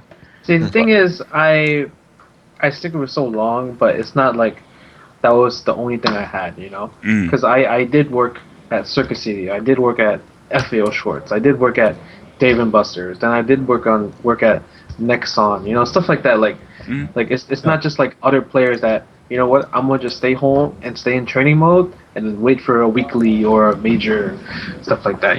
So you always need like a plan B. Yeah, you always need like a plan B and I then a dig plan that. C. Yeah, it's like it's fine and all if you want to be like. It's fine and all to be a player and everything, but you gotta have another set of skills to like that you can actually make a living off of. Oh, of course, of course. Yeah. But I'm just wondering, like, just like how I'm trying to figure out a way to phrase this, like how you found a way to. I mean, outside of just being good, to make yourself again less of a player and more of a brand. You know what I'm saying? Because like everyone knows you as a person, regardless of how you do in a tournament. I mean, let's be honest here. Yeah, if you market yourself right, it's like you can go 0-2 at every major you go to, but you'll still be making plenty of money. But the thing is, I'm not making money. My question is like, but like, how do you transcend just being a player in terms? You gotta know the right people. Mm. Like Yeah. perfect example, right? So so you're with a PTB, right? Put that Mhm. that's what Yeah. you said. Yeah. So pretty much like how do people know that brand? Obviously, you have the players, have the PTB / this name and stuff like that. And then when you go to events and you see like players, you do interviews, you give them business cards, then you go to the tournament organizer, give them a business card, go to the streamer, give them a business card, and stuff like that. And then when you talk to them, and let's say you make a tweet out, oh, check out my article and stuff like that. Oh, And then of obviously course, the person that you met, you tagged them in, and oh, I remember that guy. He's the nice guy that introduced himself and interviewed me. Let me retweet back because he still gets publicity because you did an article of him. So everyone kind of wins in the situation. Well, yeah. I mean, yeah. Never mind. It was just a series of questions. Never mind. It's already going anywhere. I dig it, man. Thank you, sir. I'm like, I don't know. I'm kind of losing my train of thought here. I'm like falling asleep. I mean, and it's you have to. Good. You have to network, like he's saying. You got to network yourself. Look at how when this show started. This show is morphed into so many different things. It was interviewing the MK actors. It was putting people in the NRS community on blast. Then it was cursing out at UFGT. Then it was doing some stupid videos. We've transcended into so many different things. And the reason that's happening is because I try to find niches within the community that are untapped. You're not running, dude. I can do it, dude. What the fuck's Mon doing over there? What? Martin said he can run now. Really? I thought he was in the hospital. Yo, what? He's out of the hospital, dude. Why is he gonna run if he doesn't have to? No, he's saying that he can run now because it doesn't hurt to run anymore. Ah. So you guys gonna have a rematch race? Nah, he'll fall again, dude. You stole that move from him, by the way. How do you turn pro combos into Empire? Now, I gotta ask you this because I didn't get you on after Evo. Yeah, what's up, dude? Did you stumble and fall? I'm not gonna lie, my legs gave out. You know why? Because when I won, my legs, I was so excited, so my legs were asleep when I did that, like that dash, and then I got bodied. I figured you tried to make up with the rolls. I think I pulled it off pretty well with the roll, so it looked like everyone thought I just rolled instead of fell. That GTA death edit was still godlike though. I know. Did you see the Blanco one? I think the Blanco one is the best one. Yeah. The Blanco one, he does the slide and then like perfect at the leg, and it's like I swept it. It was pretty good. I haven't seen that one. Someone's got to post a link to the stream chat so I can see it. So what was your overall perception of Evo? It's okay. Besides the hotel being complete shit, because I really hate the hotel, like it was really bad. But the ballroom was so much bigger, and I understood the vision where they were going at because they needed more room to do like the graphics that they wanted to. Because last year they didn't have that graphics that they have for this year for top 8. Yeah, and the presentation of the event was amazing. Yeah, and the vendors hall was so good because like unlike last year, you didn't have to go to the vendors hall. You straight go into the main ballroom, and then that's it. But this time you have to go through the vendors hall before getting to the main ballroom. Yeah. So because of that, it gave you so much more options on what to do after your pool matches, or if you get bodied, let me go buy something and make myself feel better type of thing. It was pretty good. So do you think they the next step is an arena? I don't think they're gonna go that far because they really don't need to do that at all. Like with the production value that they have right now, I believe that and the schedule and the timing, I believe that it's really perfect. Like there's nothing more they can improve on in terms of that. Obviously, the only thing that players would want is obviously more money, right? That's what they care about. Yeah. But when it comes to Evo, it's really all about the experience, and I think it gives the spectator like the perfect experience, and like it gives them like I do want to come back next year. See, that's what I didn't get it. I want to get an account on actual spectators versus competitors, and because I think they definitely increased in spectators from for sure years. Yes. Where people were just going and saying, "Hey, I just want to watch. I'm not going to play because I can't play the games, but I'll go there to watch." And that's something that And play casuals. and that's something that they need to gauge because that's really where your market is. You only can have so many players. The FGC only consists of X amount of traveling players that are going to put money aside to go to an event, let alone the biggest event, because the intimidation factor at the biggest event is there, whether people want to admit it or not. Oh, I'm not going there. Why am I going to go there? There's going to be 12,000 freaking people playing, and I'm going to come in like 12,001. So they do get intimidated to go into the big events. They might say, "Oh, let me go to a summer jam. It's on the East Coast or a SoCal region. I'm in Cali," but they're not going to be that apt to go to Evo unless you live in that area. If you're an intimidated person, but Hello. with the spectators, they did travel, just to spectate and hang out. And that's something that I want to see increase. I want to see a number like 12,000 people show up next year. And they say, oh, hold on. We got Mr. Carl. What's up there, Carl?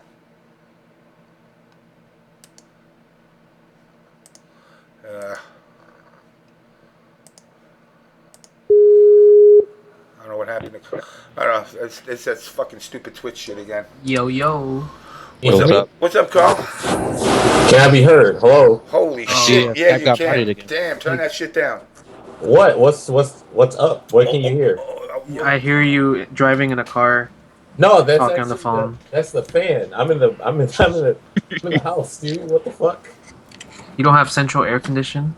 No, I do, but like I'd rather have a fan. I like feeling it blow on me. You like you like it blowing on you. I don't judge nobody. So what's up, Carl? What's going on? I don't know. I was listening to y'all talk. I didn't mean to interrupt. Go ahead. Continue. No, we're just talking about Evo, with like how the Yeah. spectators are picking up now, which is, I think, a good thing, because that's actually starting to.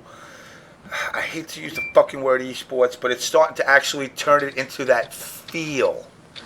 Yeah, it definitely is. Just because when I went to MOG, obviously there's the spectators for fighting game is kind of like shit, but the spectators for like StarCraft and Call of Duty was like really amazing at MOG, because like literally like the whole time like everyone was sitting like in the seats, the stands or whatever, but this time at Evo they definitely had a shit ton of people, and they always sell out the badges for Yeah. Sunday final days.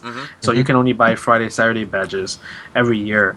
So it seems like it's definitely increasing for sure. Yeah, I think it's gonna go up every year, mainly because it's Vegas, so more people turn that age where they can go to Vegas and do more things after the event's done. So that's my turnoff for not going, because I go there once Evo's done, I have nothing else to do. So The thing that bothers me about it, which I wish they did do, I mean, a lot of people disagree with it, but I just feel if they rotated to different cities and made Evo established in various, like the Super Bowl, every time it's in a different city, because you can only go to Vegas so many times before No, it's just Vegas. I love Vegas too much. But I love the gambling aspect. It's just too good. But now let's say, like, all right, let me use this as an example. You wouldn't mind whooping Chris G's ass in Marvel in the center of Madison Square Garden?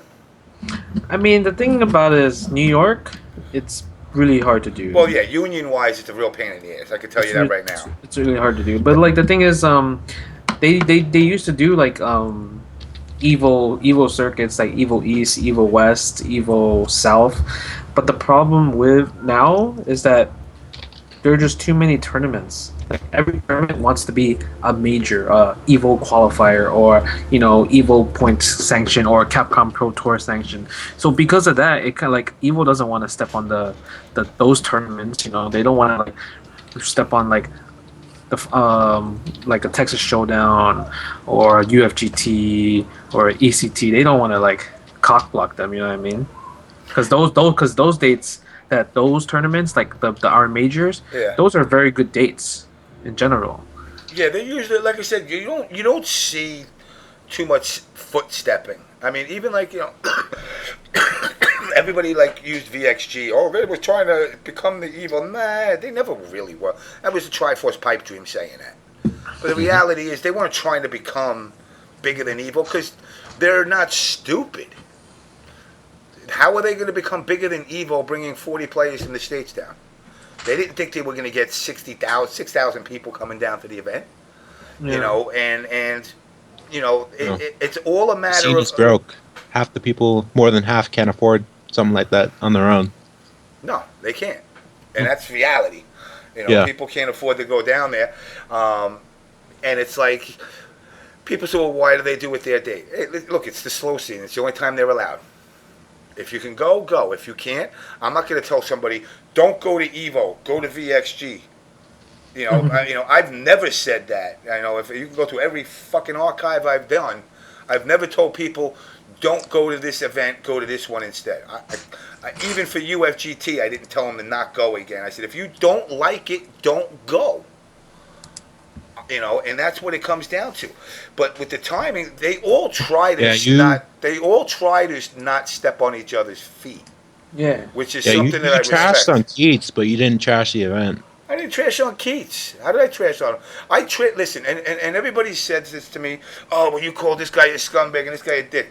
Listen, if Justin Wong turns around and his fans go on to my Facebook or my Twitter or hit me up on Skype and start calling me a cocksucking piece of shit, guess what? I'm going after Justin. Because I can only yell at these guys so much. When people yelled back at me, that's what set off my rage. That's where I'm going, who the fuck are you to dictate to me what I can say and what I call? I call Daigo Umahara Diego Suarez. So fucking what? It was a joke. I never understood. How was that offensive? Because it's the Capcom deity. It's like, it's a joke. He laughed when I said it to him to his face. You know, I don't know if he Yeah. really. I don't even. Some people say he does speak English. Some people say he everyone doesn't. in this, everyone in the scene likes to dick ride all the top players, so it's whatever. Oh no, that talk was boring as fuck. Seriously, that was terrible. That what? That talk was boring as fuck. What? Honestly, What? the talk at NYU. Yeah. Yeah, that It was was. all pre-made questions. I mean, what do you Oh my want? God. What do you want? I mean, they're not gonna. They're not. And again, and this is the part that it bothers me, but at the same time, I understand where people in the scene are going. When you take the fun out of gaming, it's no longer fun. Why am I going to do it? And it's like you can't ask. You know, I mean, I'm not saying ask stupid troll questions to them. But hey, you know, we got Godzilla that's always telling me like, hey, you know, hey Justin, what's your favorite animal? Carl, what's your favorite animal? This guy wants to know. Why can't I ask that to him? Is that offensive? Come on, man. Did I never ask you that? Panda? I'm saying I don't remember that. Did I ever ask you that? No, I just answered. Okay, good. Godzilla, you note that one down. And this dude won't forget. He'll meet you at an event one day. They'll be like, oh, Panda Man. Panda. Carl, did I ask you yours? Yeah, didn't I? I don't know if I even have one. I started thinking like, shit, all I could think of was a tiger. I don't know why. No. Needless to say. Carl, how was your experience at EVO? I mean, it was okay. I mean, I didn't win what I wanted to win, but that's all right. I mean, it like, I'm not really looking at the side terms because I'm like, I had a week to prepare. But as far as like, but it's weird. Like in the side terms, I did better than I did in the game I actually prepared for. But like leading into Injustice, I couldn't get anyone to play with me. So I guess ninth is okay when you don't have anyone to play with. I think they need to stop the 8 a.m. pool stuff. Like me and Justin talked about it a little bit at Evo. Like, man, 8 a.m. pools is pretty ridiculous. Like it's kind of yeah. I mean, we're all most of us are coming from like different places. So playing at 8 a.m. on East Coast time. I mean, like first you have to wake up at like 6 or 7 a.m. just to get prepared, and then you eat breakfast and stuff, and then you get there at 8 a.m. Can't like get any casuals or nothing, so you're just like playing while you're cold. So anything can happen, and I just wish they would stop doing 8 a.m. pools. I mean, I think 10 a.m. is like the cutoff point. You know, going in Vegas, I would have to agree with that. Because again, you know, I know everybody's there to compete, but you do want to do things. And for a city that never sleeps, somewhere along the line you do got to sleep, you know, unless you want to be a freak like me.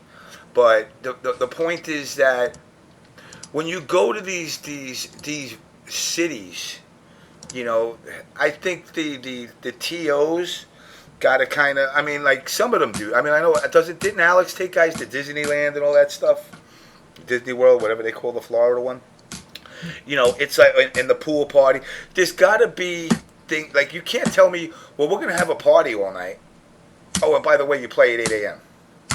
Yeah. Oh, You know, and it's like, well, wait, then so basically you're telling me not to go to the party because if I'm a die-hard player looking to actually compete hard body rather than just go in there to have a good time, you're basically telling me I can't take in any of the extracurricular activities besides playing a game, which, to be honest, you know, for people that are shelling out money out of their own pocket, you know, I personally would say fuck that. I want to. That's why I don't take the games so serious. I'm like, I want to see things. You know, that's why when I got DQ'd at my 8 a.m. start in 2012, you know, I kind of said, it's okay. I got in my room at 7:45. My first match was at 8 o'clock. We weren't staying even in Caesars, so I'm like, Max, just let me get like 10 minutes sleep. Wake me up. He wakes me up at like 10:30. and then I had to go lie and say my wife's grandmother died. Well, actually, correct myself. It was not a lie. I said I was on the phone with my wife back in New York whose grandmother died, and she was crying. And they said, oh, yeah, that sucks. I didn't lie. The grandmother died like 20 years ago, but she did die. So, therefore, they put me back into the pool. you good, James? They put me back in the pool, you know, but had that not happened, yeah, I would have been pretty fucking mad that I came all the way to Vegas, and because I decided to go fuck around, You know, which is again, it's on me. But you know, I think they got the 10 o'clock is I think a good time. What time did stuff end? Midnight. Yeah. See, that's Ooh. that's harsh. You know, I can understand when you get to some of these smaller majors that happening, but I don't think. I mean, I think I don't know. It's tough because. Yeah, like I don't know what happened with you, Justin, but like for Injustice, okay, it was supposed to start at 8 a.m., but it didn't start to 12 because the games weren't patched. Yeah, exactly. So I played like 2 of my matches on stream, and then like there's you gotta play the rest off stream because it's not patched. And I made out of pools, but it was like what 12:30 by that time, and Injustice was actually supposed to finish at 12 o'clock, like the entire tournament up down to top 8. So like I kind of prepped myself. I was like, okay, I get there at 1 o'clock p.m. and then I'm gonna go to sleep at like 9. I'm gonna wake up at around like 6 a.m. so I can be prepared. But then like the fact that it was extended till like 4, 6 o'clock, I'm like, damn, man, I'm tired as hell. And by that time, you finish pools around like 1 and you don't play again until like 6 or 7 or whatever. Yeah. Like you're totally like not feeling it anymore, and that really messes things up. And I just wish that like tournaments would follow suit to stop having like this big cutoff period in between like top 16, top 8 or something. I mean, like I feel like they should just do the bracket all the way up till they get to that point. Like, yeah, they want to do like and on top of that, Injustice didn't even have a stream to get to top 8. We just play off stream, so we waited so long to play off stream. Now, Carl, does it make you wonder? It has to. I can't fathom it. I don't know what the fuck. Why is it always an issue with NRS titles? Every time, every tournament I ever been to, there's always some major the stream not working, they're not patched right, these controllers aren't working on the system, the monitors are laggy, the sun's too shiny, it was raining, there was a hurricane, I drank. I mean, there's always something I've never gone to an event and hear the uproar from like Street Fighter players going, "This is bullshit. The fucking monitor's laggy." What do you think that comes from? Is it a spoiled mentality from the NRS community? I don't know. I just know like when the game's not patched is no one's fault because people don't know or when you play at home, no one's going to realize this because you don't have multiple profiles on one system. But at an event, if another player decides to pick a different profile while another profile sign in, it resets like the patch or the hotfix or whatever. So it's like all intricate and shit, and it's so easy to mess up. So, I mean, that's what happens. I mean, if it wasn't so sensitive, I guess, then it wouldn't be that big of a problem. Like, for example, like MK, you could just get complete edition and you're fine. I mean, I say this. I say NRS, don't listen to any of the NRS players, never make a patch again. I agree. Problem solved. 100%. What you see is what you get. What you see is what you get. Dude, Exactly. I'm so with that. I'm so with that. If Kung Lao is the best, so be it. That's right. If Sub-Zero's the best, so be it. If Baraka's the best, then fucking I love NRS again.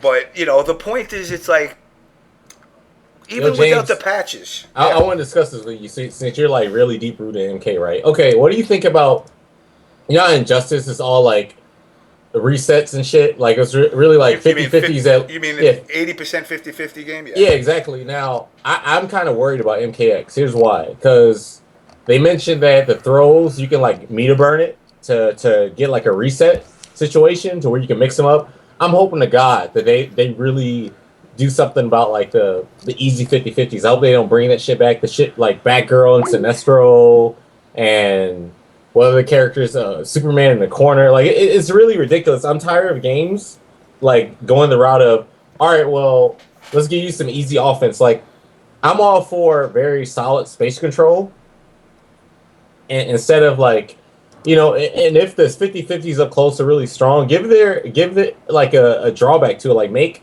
one of the options really unsafe, not like barely punishable or something.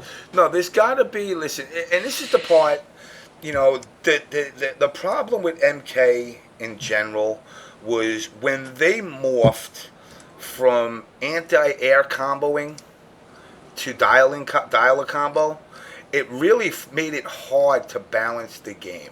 And on top of that, putting 75 characters. I don't know how the balance is going to work with 3 styles for every character. Yeah, because every style is a different character. That's like 72 different characters, basically. You know, but if you look at... Oh, shit. Everybody dropped. Yeah. Yeah, I don't know. It dropped. Fucking go figure, Skype. But if you look at the way, like the combos in MK9 were, I really, like I said, I like the anti-airs. I had a problem with ducking to anti-air. You know, that to me made no sense. Yeah, it was ridiculous. You know, it's like doing a sweep and popping the guy up with it. You know, there's certain things that I would like to see changed. That being one of them. You know, if you're going to knock a guy out of the air, you got 2 ways. With a move meeting him up in the air, with a high punch done with the right timing, or a jump kick, or a standing high kick. You know, but the combos, I guess that was I guess that kind of stemmed from KI, really. You know, it was their version of KI combos. And I never liked it even in MK3. I mean, I enjoy the game, but I just don't like that style of play. So me personally, I would do away with that. You know, I've always said a throw is a defensive move in real life. Nobody throws a guy to knock him out. They throw him to get distance. So in order to do a throw, first of all, I think a throw should do no damage. I think a throw should do no damage. You know, but that's because of my old rule of not throwing. Come on, man. Come on, what? I just open someone up, man. Yeah, come on, man. It's to put distance between you. But hold down back becomes OP, though. A whole block. The point is, even if you get thrown, it still should be used as a defensive move. You use block what? To stop being hit. You use a throw to get distance. Fine, but the arcade days, the AK... No way. How would you combo off of a throw? Because I'm saying it, because if you throw a guy and then you do no damage, he reset, he gets back up, and then he holds down back again. There's no penalty like having crap. But you got the distance. Now you throw your fucking fireballs. The whole point of the throw is to put that distance between the characters. It's because you play fucking Guy. What do you want? Get out of here. I hope they fucking take that character out of that fucking game. Shut up. Put him back in Final Fight 9. Go away. Whatever the hell game he is. Dude, but honestly, like, having throws do no damage makes no sense for like almost any game. Why? Because listen, first of all, let me tell you something. If I throw you, which not for nothing, buddy, it'd be a little bit of an accomplishment for me there. Fair enough. But if I throw you, is it going to hurt you to a point like of me almost kicking your ass? No, you're just gonna get up and go, you fucking asshole. First of all, busting your ass hurts. I don't know who you are, but if you fall down, it hurts. If someone throws you down, it hurts. Come on now. No. Oh, no, come on. No. Come on. Unless you do one of these fucking Street Fighter, fucking spoon each other and roll across the ground throw. But, you know, the point is, I don't think they should... The throws originally were designed for one reason and one reason only. To make you put more money... No. To make you put more money in an arcade machine. Because if you look at throws, especially in Mortal Kombat, 4 throws and you're dead. And you're not in the arcade no more. They're not drawing quarters off of this move no more. You bought the game for $35. That's it. You own it. So why should you continue with that same mentality? Yo, Metalblayd, fix your mic. All right, good night.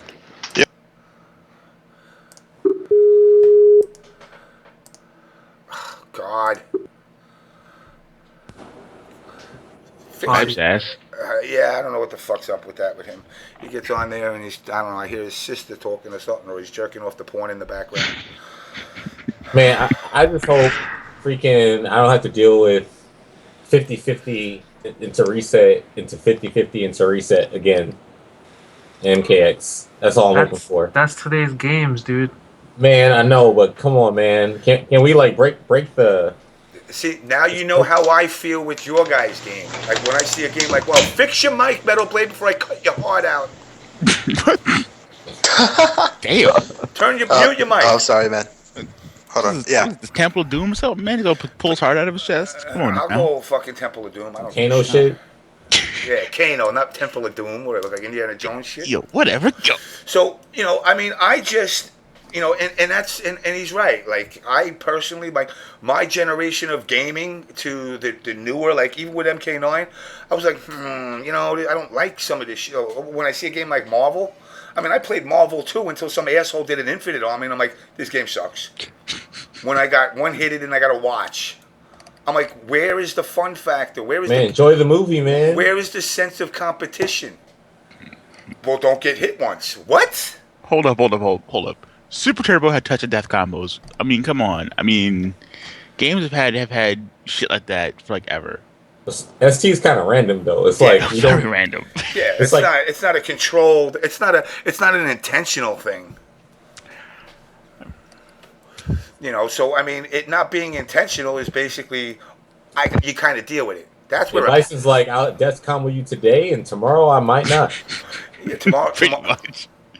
I throw could do like a third life, right? Pretty much out of nowhere. It's like fuck it. Yeah, I would definitely, like I said, I would. I mean, if not, I mean, what was the throws in MK9? What was the percentage? Like 8 or 5 or something like that? I think Kung Lao's did 10%, so I think everyone else's did 10%, unless it was Cyrax in the pre-patch where you get 50%. Oh, of course, that's because Paolo made that happen. PL is trying to keep the next people. The next PL. Oh, we're trying to keep Fox down. Trying to put Fox down. That's what you're trying to do. That's what Paolo said. I guess, man.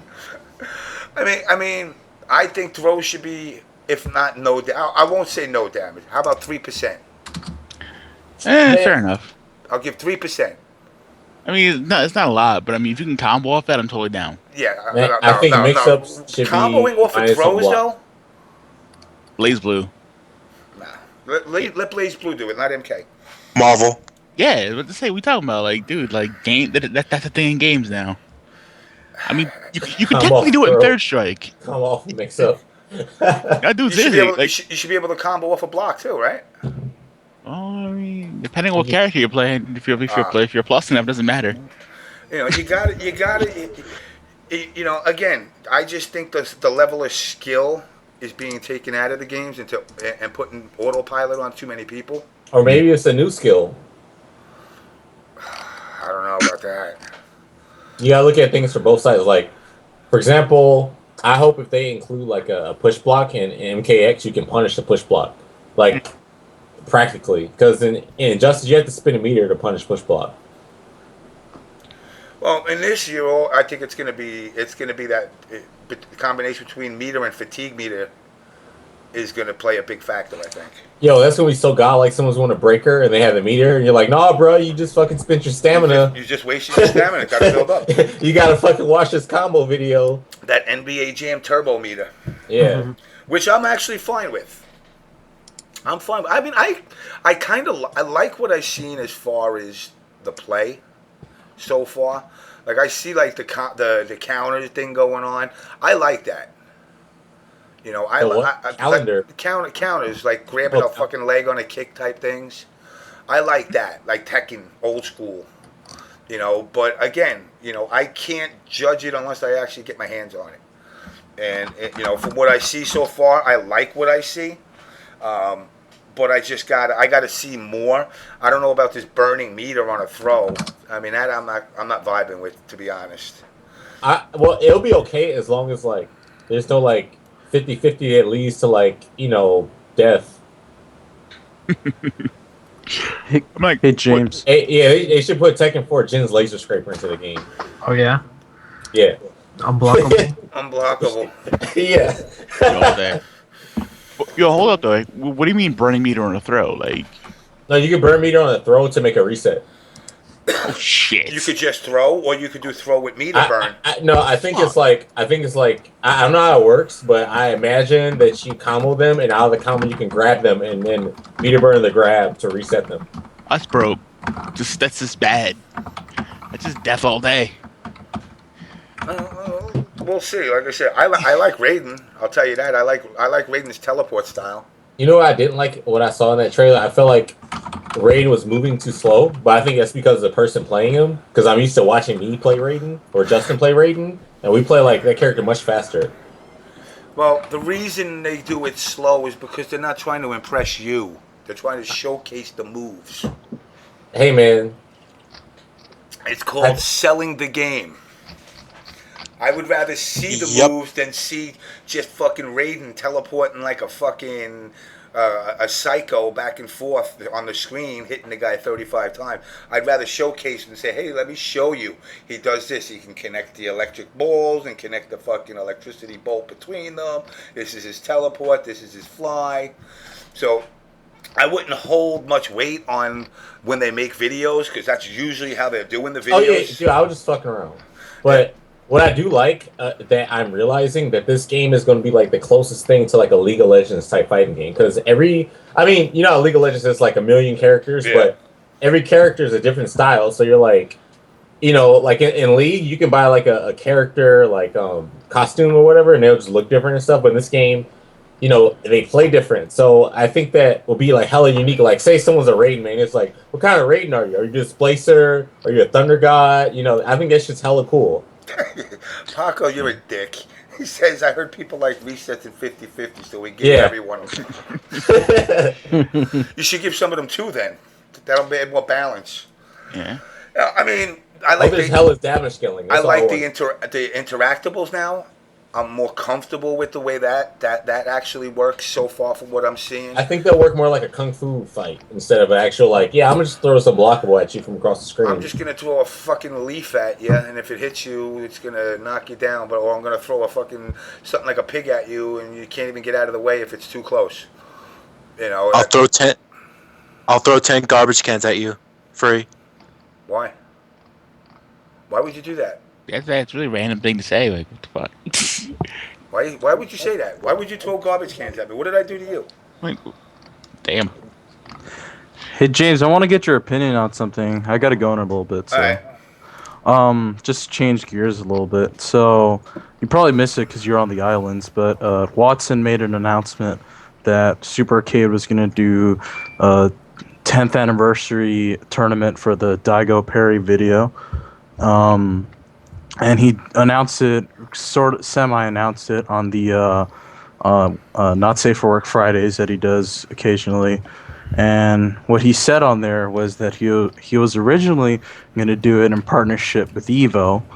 And when he was at Evo, he was talking with Wizard, and Wizard basically told him that we're not going to do the tournament with you because they gave him the JamessMK treatment and said you're a cancer to the community because of all the stuff you say on Not Safe for Work Fridays. So Watts and Super Arcade are going to do the tournament without Evo, and he made the announcement on his Twitter, and that's going to be sometime in November, I think, and it's going to be at the same place that it was 10 years ago, and it's looking pretty good right now. They already said that Daigo's going to come, so... So, Justin, does that mean you're going? Yeah, I already said I was going. Are you going to be able to repeat that? I mean, it's up to him. I didn't know... I just did double quarter circle forward kick.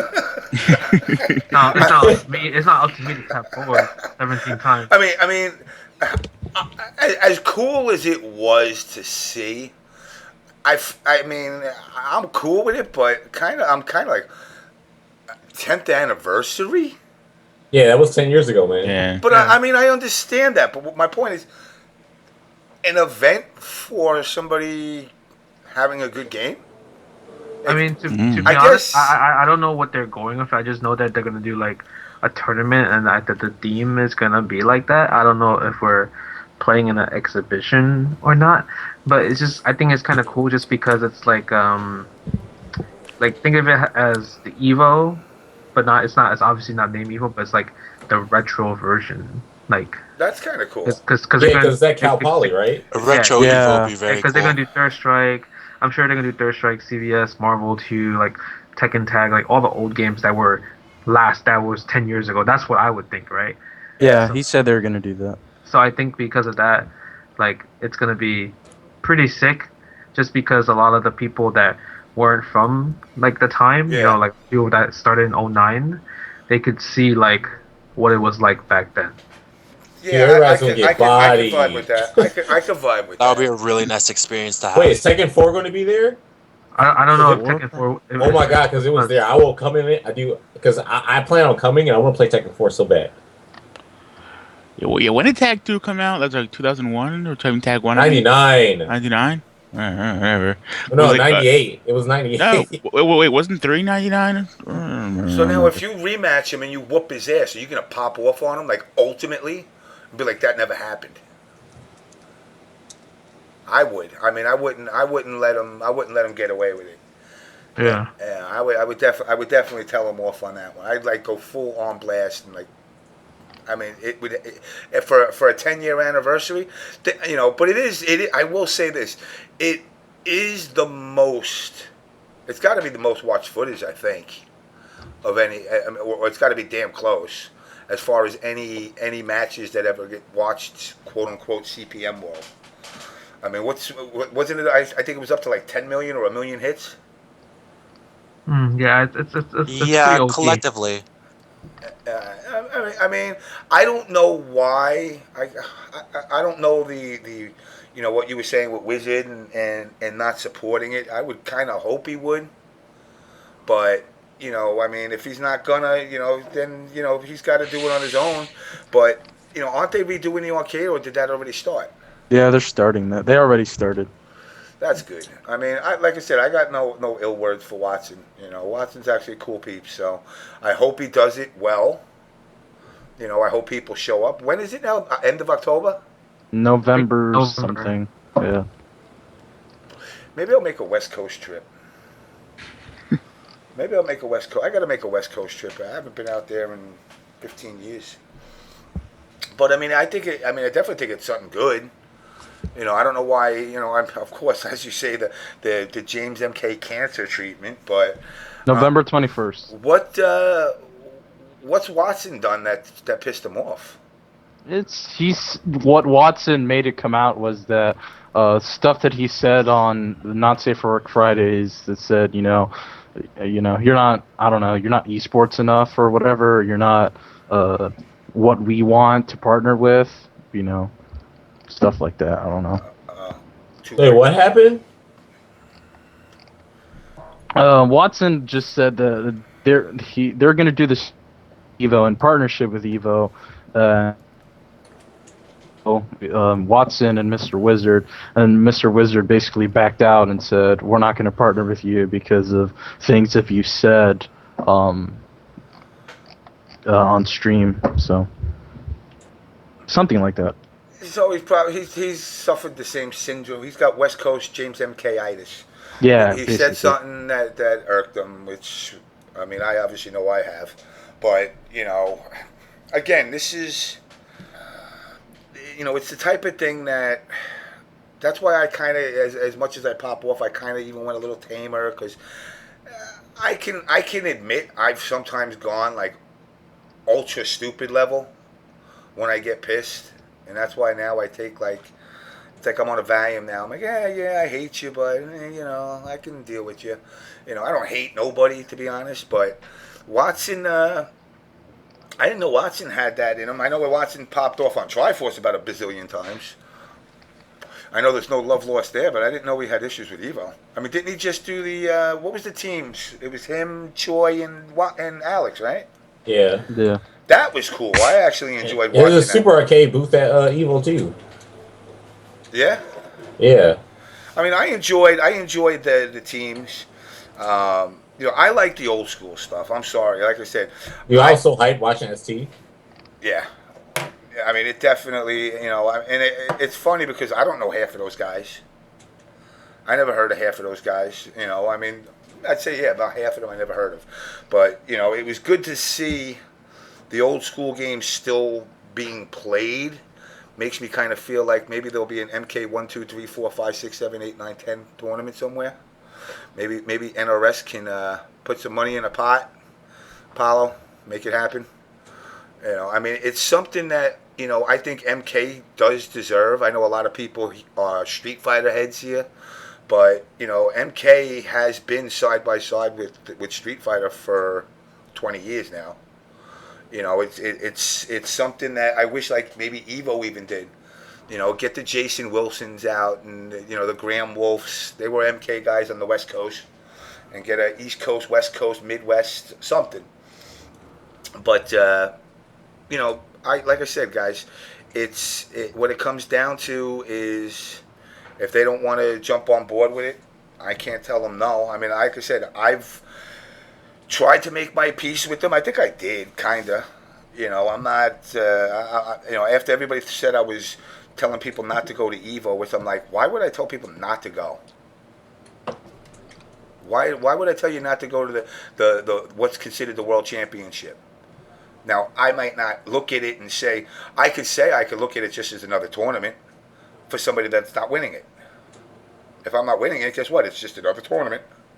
You know, if it's Justin and Carl collecting the money and I just go there to give money, I could just say, hey, Carl and Justin, can I just PayPal you the money instead of going all the way over there? You know, but again, Evo, you know, Evo, from everything that I've heard from Evo, except for the Injustice, went perfect. You know, Evo was a very good event. You know, the fact that, you know, again, like Justin was saying, if you got knocked out, there was shit for you to do. You didn't have to sit in the corner of a room holding your dick and just going, oh, this sucks, I got knocked out, let me go play money in the casino. No, there was other things you can do. There's other smaller things that you can play. You know, so they're really, you know, I would hope to see 12,000 next time. If they did 85 now. But, you know, again, I if not, you know, and I used New York as an example earlier, Justin, but it don't have to be New York. But I just think it would be good if they went to certain cities that had some kind of tourist appeal to them at the same time that they can get into, that would actually allow them to, you know, allow people to see different places. You know, I know you like Vegas. I like Vegas too, but it would be so much better. Oh, Evo in LA this year. Man, Vegas is too good, dude. I'm telling you. Like Vegas with Evo, it's like, damn, I just lost a tournament. Let me bet 500 on black, and if it hits, you're like, oh, good shit. Or you're like, fuck it, let me go to Fat Tuesdays and get fucking one of those big ass drinks. Yeah, I mean, if it doesn't hit, then I mean that's Vegas. That's you have an excuse. It's an option. So you have an excuse to spend money, to lose money. You know. Is there gambling in LA at all or no? There are, but it's like shitty gambling. It's like shitty casinos.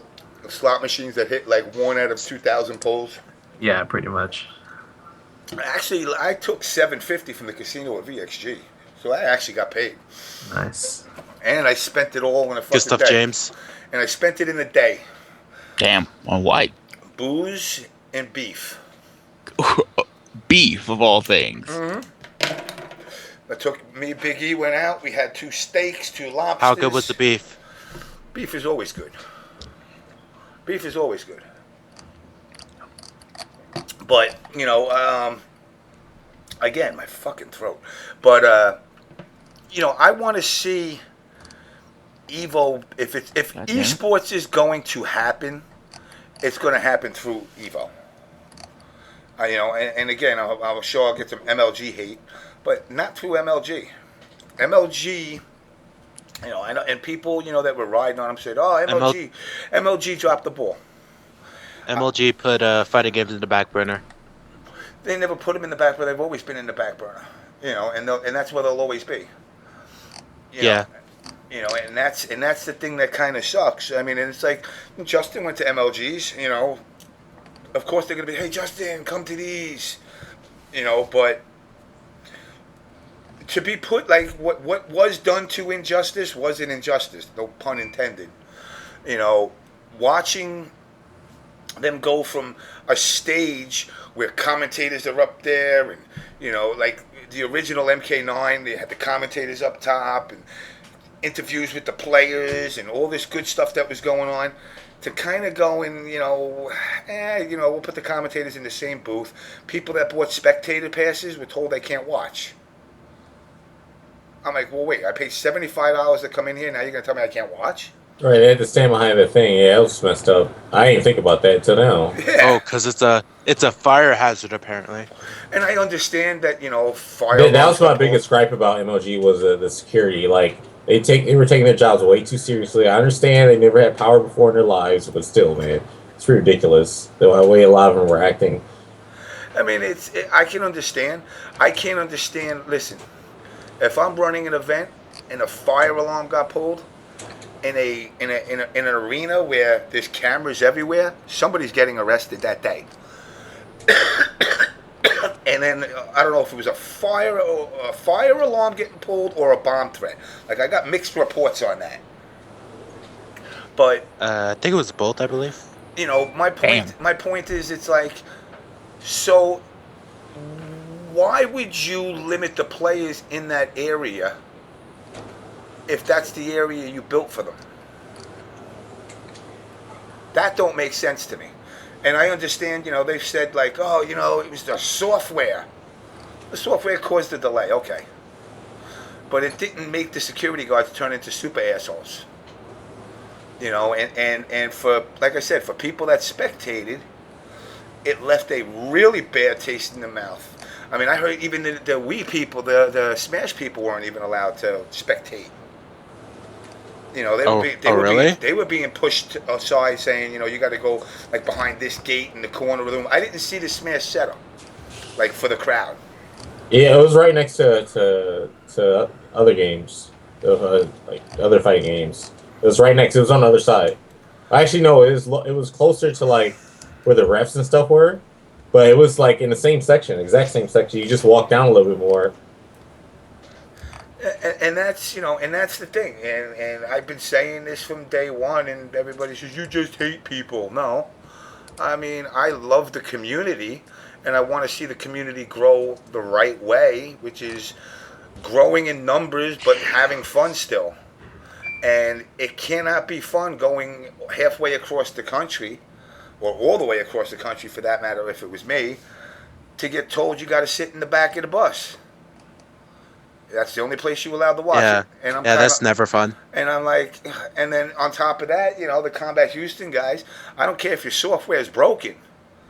You're telling, you're telling 6 guys that that basically train with each other. Yeah, you guys are playing first round, and then the winner of you guys get to play your next friend the second round. And nobody even acknowledged it. Like they were just like, yeah, it is what it is. It's funny. At every tournament, Kombat Houston has to play each other early on. See, that's ridiculous. I mean, I'm not going to go in full old school CD Junior mode and say, well, like the Evo thing, or like, oh, we shouldn't be playing each other in 32. At that point, too bad. But first round, that's too much.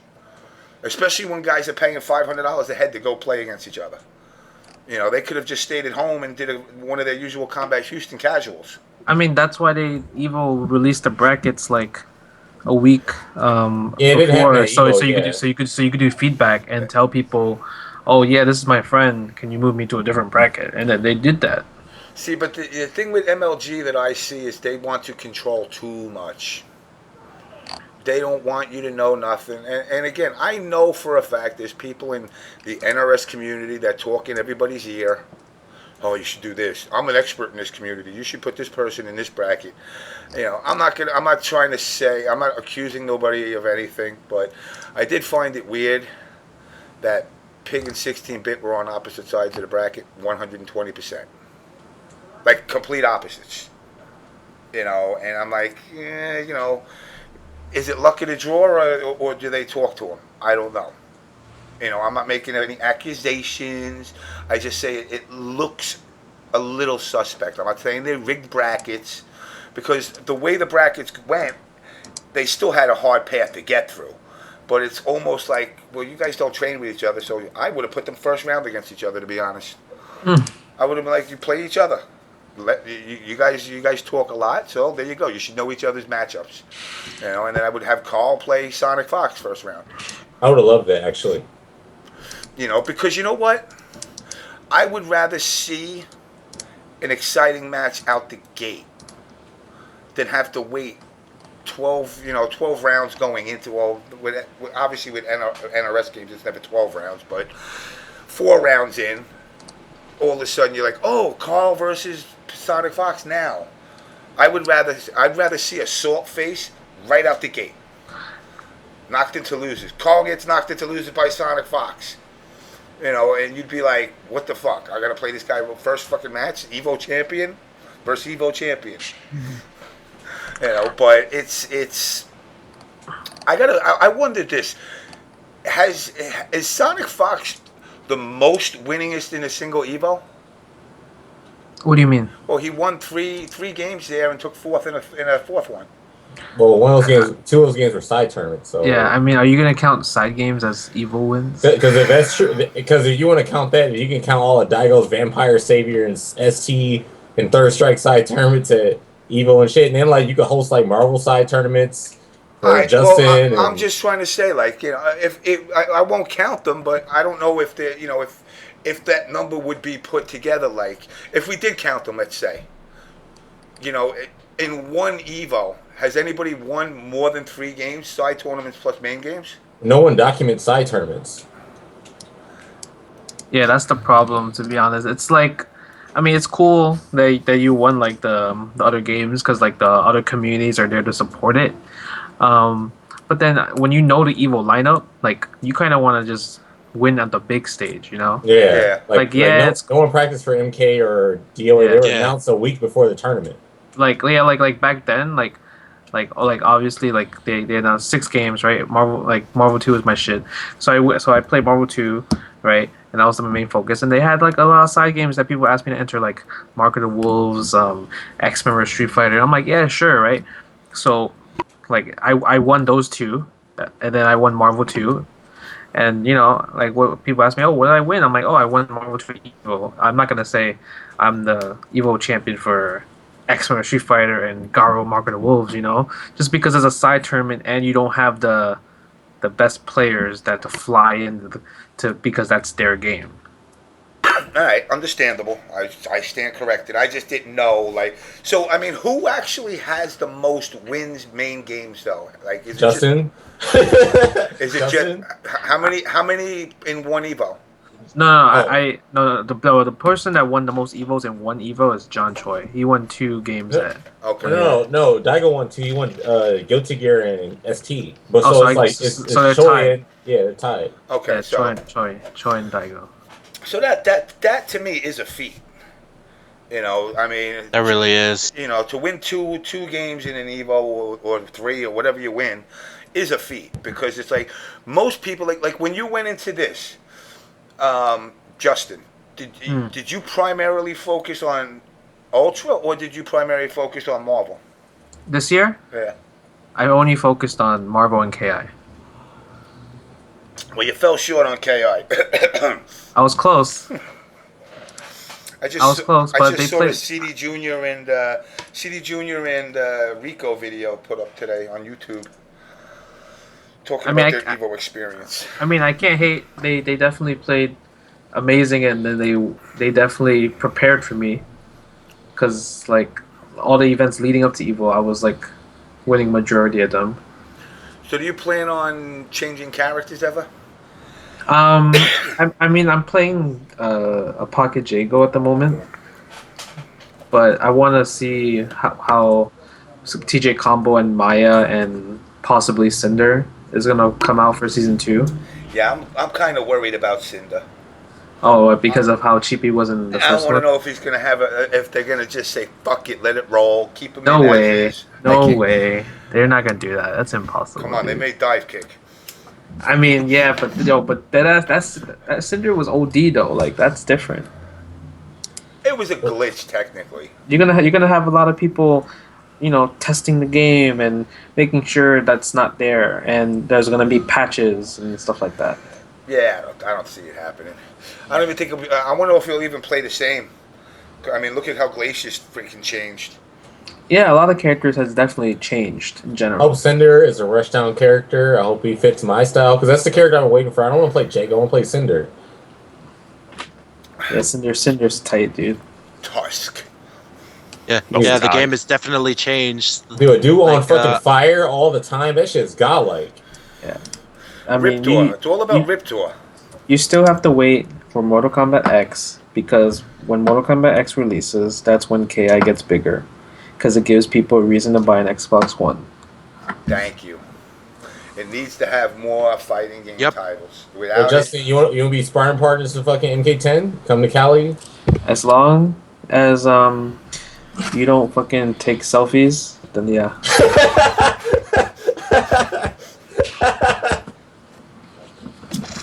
I mean, what do you think? What do you think from what you've seen so far, Justin, as far as MKX? I actually love the style thing. It's pretty sick. I like the fact that you can become offensive, defensive, or balance. I think that makes the character so much more unique. Like I understand that there's gonna be like too many matchups to learn, but I feel like the whole character loyalty thing is like gonna pay off because I think the problem with MK9 was that eventually everyone had a Cabal, everyone had a Cyrax, right? So it's like and everyone had a Kenji or whatever. But now I think with this, I think you're gonna have more character loyalists for sure. Well, me and about 6 other people, all we had was Baraka. That's it. We stayed with Baraka. No, but you know what I mean, right? Yeah. Like I'm like when I think of a perfect legend, Karo, I think of him as Kung Lao. But dead ass, I saw him pick Cabal, and I'm like, oh. I'm like, what's Cabal? And then you sometimes just gotta pick Cabal. Yeah, man. Sometimes, man. Carl impressed me with Kung Lao and his Raiden. He made me like Raiden when I literally looked at Raiden and go, this is a god who sucks. I mean, he's a god character, and I'm like, he was garbage. And then when you did Frosty Faustins that year, and I was like, wow, this character's actually good now. You know, there's actually something to him. Too bad they kept nerfing him. Yeah, dude. Oh my god. Like when they nerfed his teleport, but they gave him like the EX teleport, which it recovered instantly, so you can like teleport, and when the second one's coming out, you're already in the air if you do a jump over punch. So that was cool, but nerfing the teleport, his neutral game like went to shit. Yep, that's pretty bad.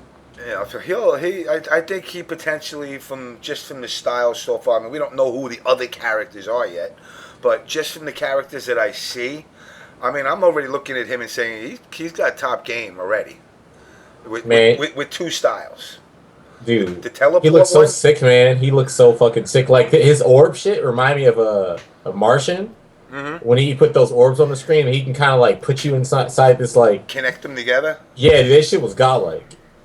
I wonder how many you could throw on. That would be sick if like you could like throw like 5 of them on the screen and just make a whacked out shape. Like you guys have to worry about some Cassie because she is OD, and then Carl, you don't like 50-50. She's pretty much dude. Oh my god, she's pretty much Johnny Cage on crack, dude. Dude, I fucking man. What if she has a nut punch and a cartwheel and has a cartwheel? She has a nut punch.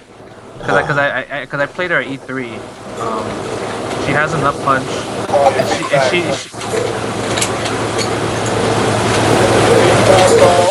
I'm feeding back. Oh shit! Yeah. Yo, and her rush down is OD, and she could tiger knee her gunshots too, which is OD. She can do them in the air. Yeah, she has her style. One of the styles, you can tiger knee a gunshot, and her gunshot's OD. And now, what do you guys think about the fatalities? Fatalities are godlike. Yeah, the fatality is good, but I like the X-rays a lot more. In this, they definitely put a lot more emphasis on X-rays. I like how they have stage X-rays. Yes. I like the fact. Well, I'm trying to figure out why does Raiden electrocute your ass. What's up with that? I was like, he just electrocuted a guy in the ass. But I mean, like I said, so far from what I'm seeing with Raiden, so far he's my favorite. Kodokan, I'm like, eh. He looks like Ogre. Yeah, it's like Ogre. Nah, Kodokan's cool because he has to like set shit up. Like he has totems and it's cool. Like he can like stall a lot, right? He has like one of this light thing. He puts this light on the floor and then he could stand in it. But if you try to stand in it, you lose life. Oh yeah. Yeah, so it's kind of cool. That's kind of cool. Trap him and shit. Yeah. Yeah, utility type character. Yep. And what about Sub and Scorpion? I haven't played Sub, but the one thing I like about Scorpion was that he can summon shit from full screen, like the demons. Yeah.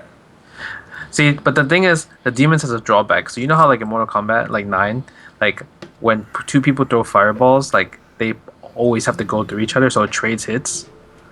So if you hit his demon before the demon hits you, the demon instantly just disappears. It goes away, so you don't get hit. Okay, that's kind of So, cool. so like it doesn't have that trade damage thing. Yeah, I'm trying to figure out that Melina kick though, because it's like a teleport, but not a teleport because you're actually still there.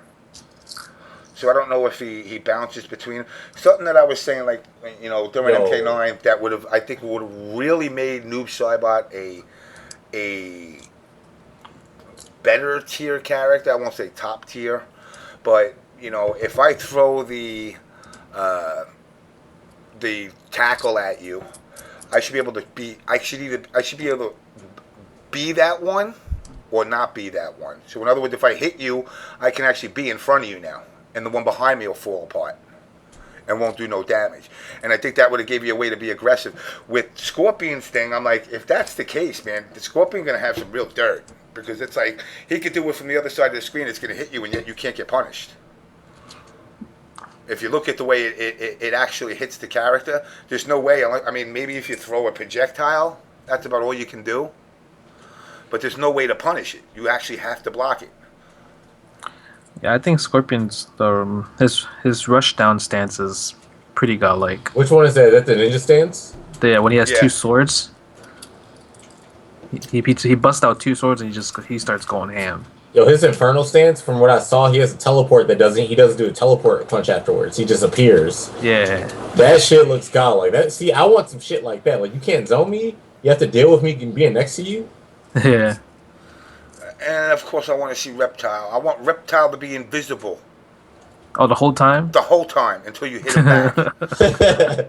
It's like not some silhouette of him, invisible. Because we can all see you, Reptile. We know where you are when you freaking got that freaking just blurted out look to you. We still see exactly where you are. And unless you hit them, keep him invisible. I mean, unless you're going to give him some kind of real funky ass moves.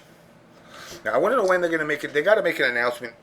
Probably I would think they would make another announcement like within the next month or two. No, I'm pretty sure they're going to announce something maybe this week because Comic-Con this week. Oh yeah, that's right.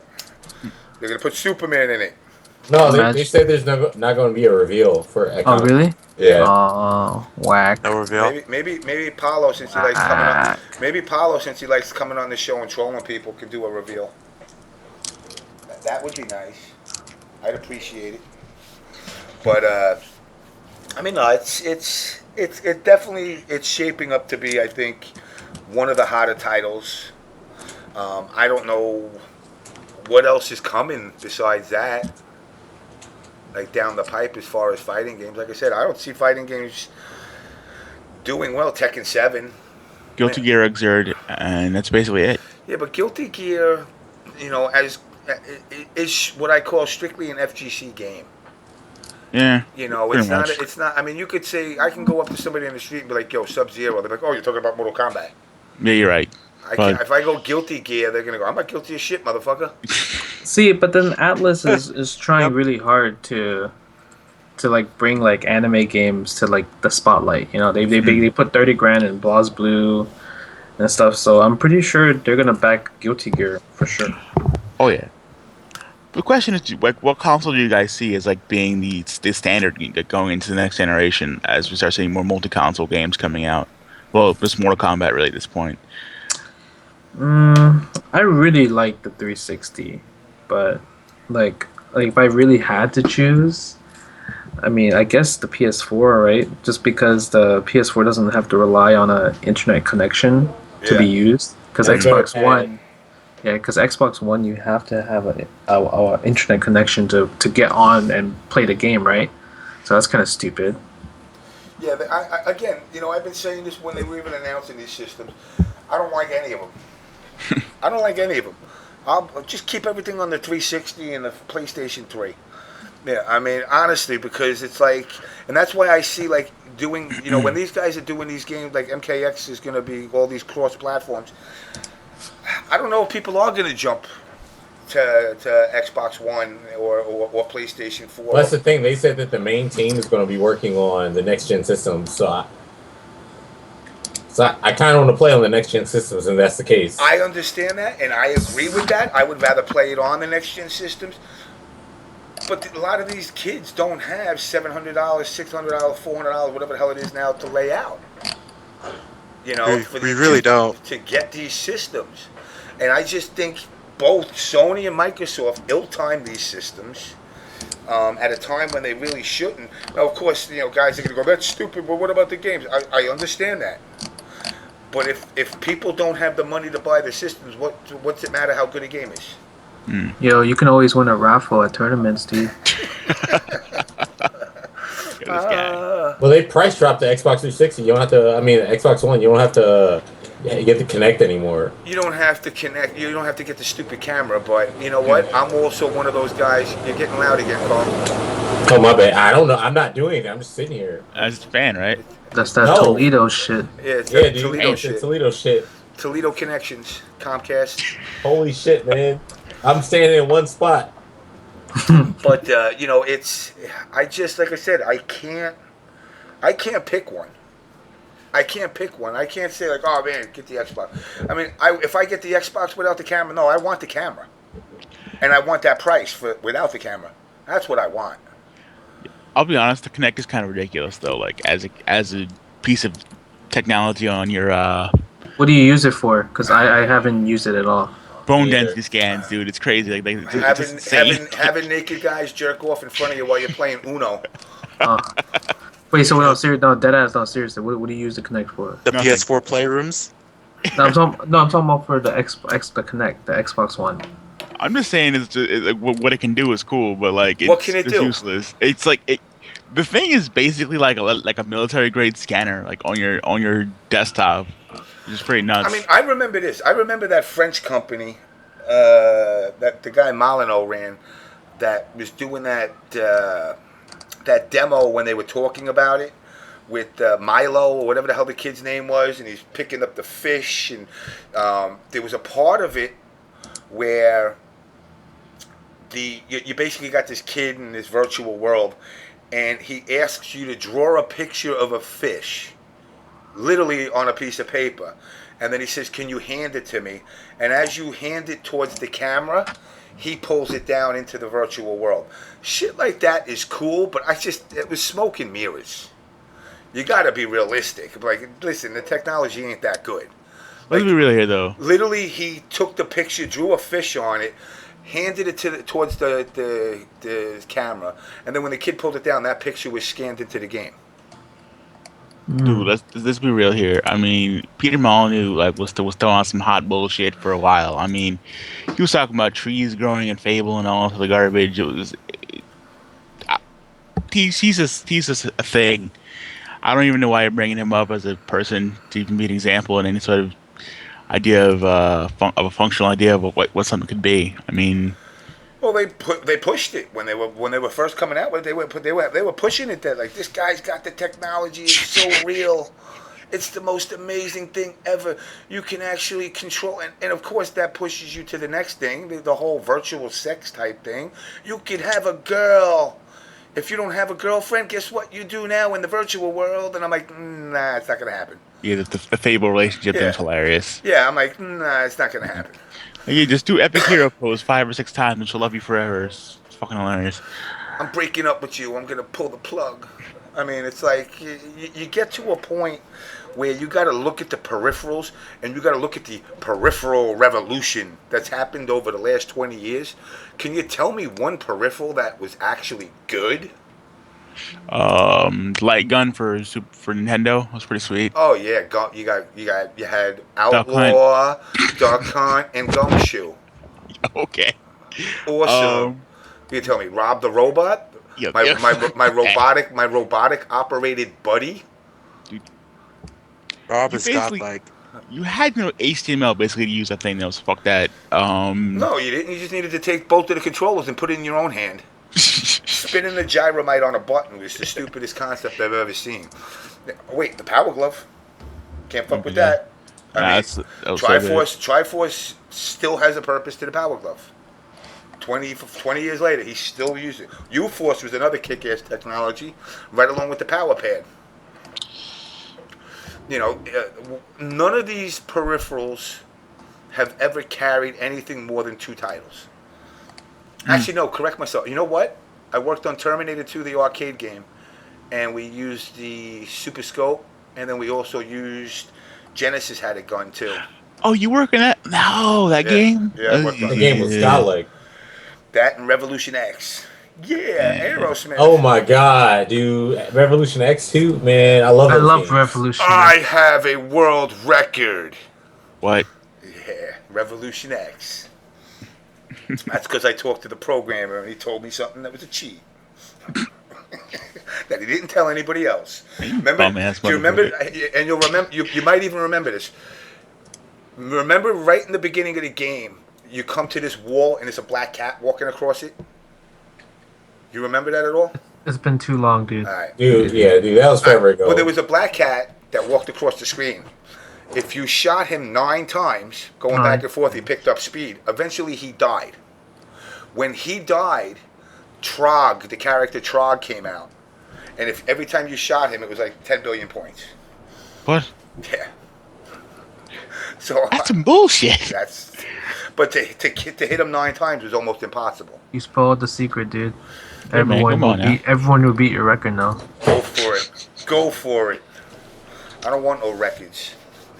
But, you know, I mean, it's like, if you look at the whole peripheral thing, Sony kind of, I think, is taking the better approach and kind of saying, well, we're not going to pump out 1 million peripherals. I think they gave up on that Move shit. Yeah, they did. Well, not really. The whole Morpheus thing that they're doing, the VR headset, that's basically just like everything they're doing, the Move and like the whole AR enhanced reality thing they were working on with the Vita and stuff, and they're kind of all rolling that together until like a package actually makes sense finally.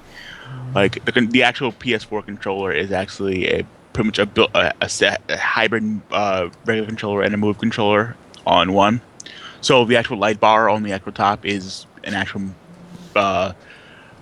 like motion point for tracking in space with the camera. Oh, what happened? Wait, oh God! Fire Liger just went out on fucking Twitter saying I'm a confirmed cat killer. Man, my furry brethren. It was just to establish myself amongst the feline clan. Yeah, I know my fucking my furries.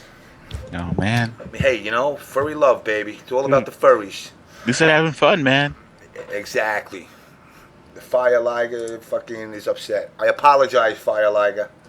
But, you know, I don't know. I'm really kind of scared about the trend of the new systems.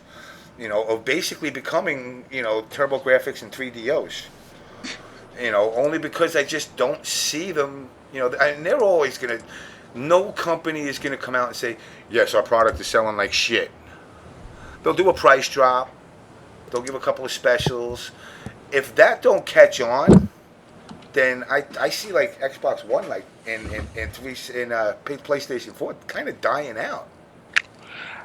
It's too early to say that though, man. I'll be honest. Like it's not even been like it's been 8 months since launch. It's already a repeat trend of the past.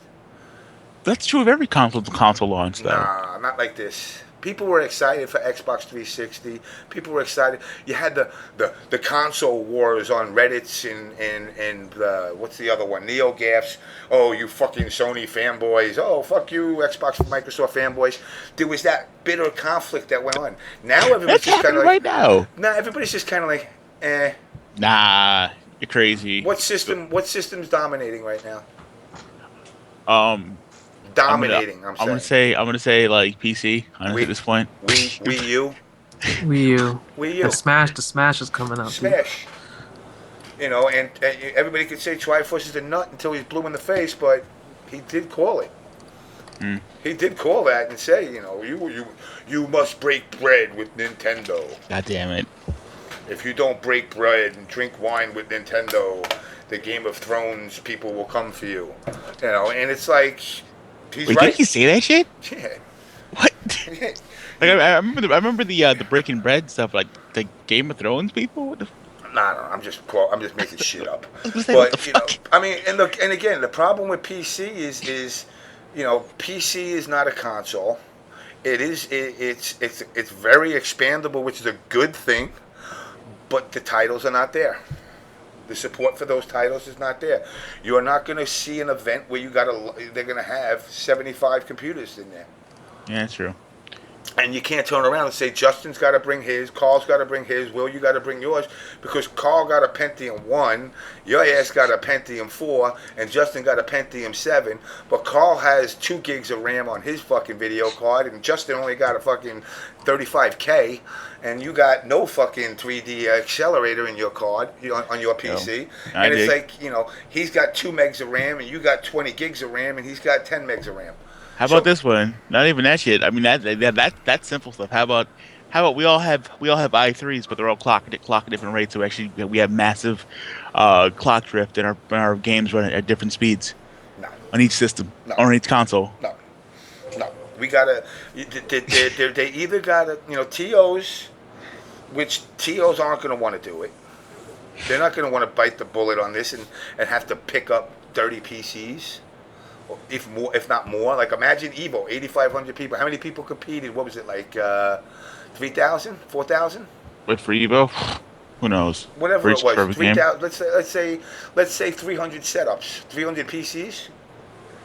Dude, power-wise, that would just be a nightmare. Yeah. If you have like 500 watt freaking PSUs. Well, I'm sure they're good. I mean, you're talking about a casino. I mean, they got slot machines, so everything's on separate breakers there. Unlike when you go to a smaller venue where everybody's running fucking extension cord over extension cord over extension cord with one fucking surge protector at the end. Yeah, I mean, honestly, like that was like my old life. I just think about it, like running majors on PC. I'm like, if we're talking about power drops, like just running consoles, like on a full spec gaming PC, that would just be like, that's crazy. I mean, one gaming PC is, I think, at peak usage like 2 or 3 PS3s or Xboxes. Like not even using like a 500 watt PSU. And not to mention, if you had these like TOs doing it, they would want to bring in these Alienware boxes, and they were starting at 3K. Yeah. You know, so these guys are going to have to shell out, you know, let's just say they do a setup of, I don't know, 20 stations. You know, that's what? That's 60 grand? Right? Yeah, 60 grand. Right off the top. That's for $3,000 PCs. That's not getting the 6,000 PCs. You know, so it's just not, it's not viable. But, you know, going back to Xbox and PS4, I don't see how it's going to ever go that way. And I've heard other people in the FGC say, we should all go PC.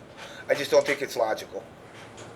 But, you know, with Xbox and PlayStation 4, if one of them doesn't step up with a dramatic price drop, like, I mean, I'm talking like $299 for Xbox.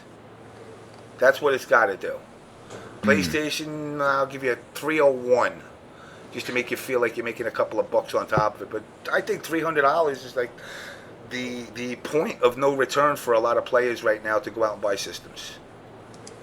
To be fair, man, I mean, like, they make $9 every PS4 right now. Like, straight up. I understand that, but unfortunately, you know, and this was the model that was used in the past, was we don't care about the system, we care about the software. And they don't take that attitude no more. Now they want to make that $9 on every system when, you know, Nintendo's old school, you know, seal of approval. You know, that was their way of weeding out hot games like 18-wheeler and Big Bass Fishing for $9.99 right out the gate, new games where you get these half-ass games, Redneck Rampage. You know? Redneck Rampage. You know, it's like, you know, now they're just like, yo, just we don't care, just let anything in. Yeah. You know, and that's again, that's also a factor in killing these companies. You know, I'm trying to figure out Riot. You know, this company, I'm trying to figure out, are these guys doing something sustainable? They're hiring left and right. They're hiring people left and right. And I'm going, it's all off of the microtransactions. How much do people really spend on these microtransactions for new outfits? You know, and it's like, I see them expanding and expanding and expanding, but I see all the other companies, like Old School, Midway, Acclaim, EA's kind of cutting back now, THQ is gone. All these companies are disappearing because of lackluster titles. And I'll be honest, like I said, I guarantee you Capcom is going that way. Capcom is going to go that way, and somebody's going to buy that team, and they're going to be, you know, the Street Fighter team, just like NRS is the MK team. And all those other IPs they had of the Resident Evils and Mega Mans, they'll either get sold or lost in the abyss. You know, and it sucks because, you know, these companies tend to... I've never been able to figure out, maybe Justin, you know a little bit more, why do they take so long to do stuff, and why do they forget titles like Mega Man and just kind of, I wouldn't mind seeing a kick-ass version of Bionic Commando. I don't need to see, you know, Resident Evil every year, but at least give me an exciting title that's good every 10 years. You know, it seems like they just kind of focus on Street Fighter, but then when you look at Street Fighter and the upgrade from Street Fighter 4 to Ultra now, to me doesn't seem like it's a 4-year thing in the works. It just seems like basically like an NRS. Here's, you know, here's Freddy Krueger and Robot Smoke, and that's it.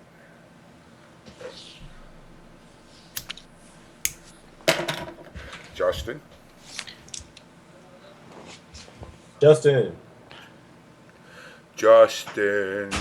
Justin Wong. Okay, Namco Bandai. Namco Bandai is swapping the order of the name because the Bandai end is making more money, and that's and that's another thing. You know, it's like you know, it's that's another company that they kind of smartened up a little bit, where they where they basically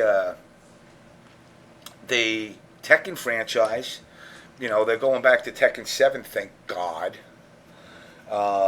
You know, but the tag thing, I don't know how the tag 2 thing sold. I mean, I know it gets numbers, but you know, I wish there was a way, and I haven't been able to find it. I've dug around to find the actual numbers of sales of these games. You know, like how many times. It's easy for a company to go, yeah, we sold 3 million copies. No, I want to see if it's 2,135,000. I want to see the actual numbers, but I don't think companies make that public. You just kind of got to go with it, because especially if they're public companies, they're not going to say, yeah, our games sell shit. But guys, either way, it's 6 o'clock, and I got to catch a train in a half hour. Oh shit! All right. Yeah, so I said I was only doing 2 hours, and of course 2 hours turned into 4. 6:08, you got freaking 22 minutes. Exactly, and I got to take a fucking shower, and I ain't even slept since freaking yesterday. Yeah, it's another fucking. But I'm gonna do another show again Thursday, and Carl turning his fan on again. I didn't turn it on. No, actually, it's one of those rotating fans, so I guess you guys hear when it rotates over here, it hits me because it just hit me. So, all right, Metalblayd, you there? Okay, 1, 2, 3, 4, 5. Goodbye. Well, thanks for having me on. Been a lot of fun. Go to work, motherfucker. Yes, Catch you later. Justin, Jimmy, you're the best person ever. I think I should learn how to play games just like you. Why, thank you, Justin. I appreciate those kind words. Carl? Yeah, what's up? Thanks for having me on. I will. I'll hit you guys up. Like I said, are you going? Going what to what? To the island?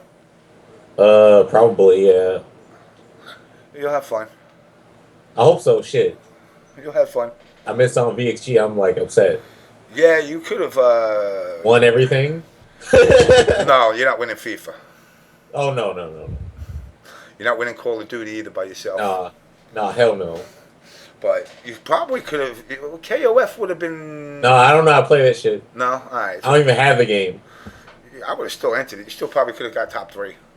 That'd be crazy. Marvel, KDZ took 3rd or 4th. Yo, James. Yeah. Yo, man, it's 6:10. Wash your ass and go catch that train. Right, man. dude. All right, guys. All right, Later, peace. man. Later. All right, guys. Again, sorry, I got to split. Shout outs to Firelog. Sorry, I insulted the feline clan. It was just a game back in the day. I learned my lesson from that.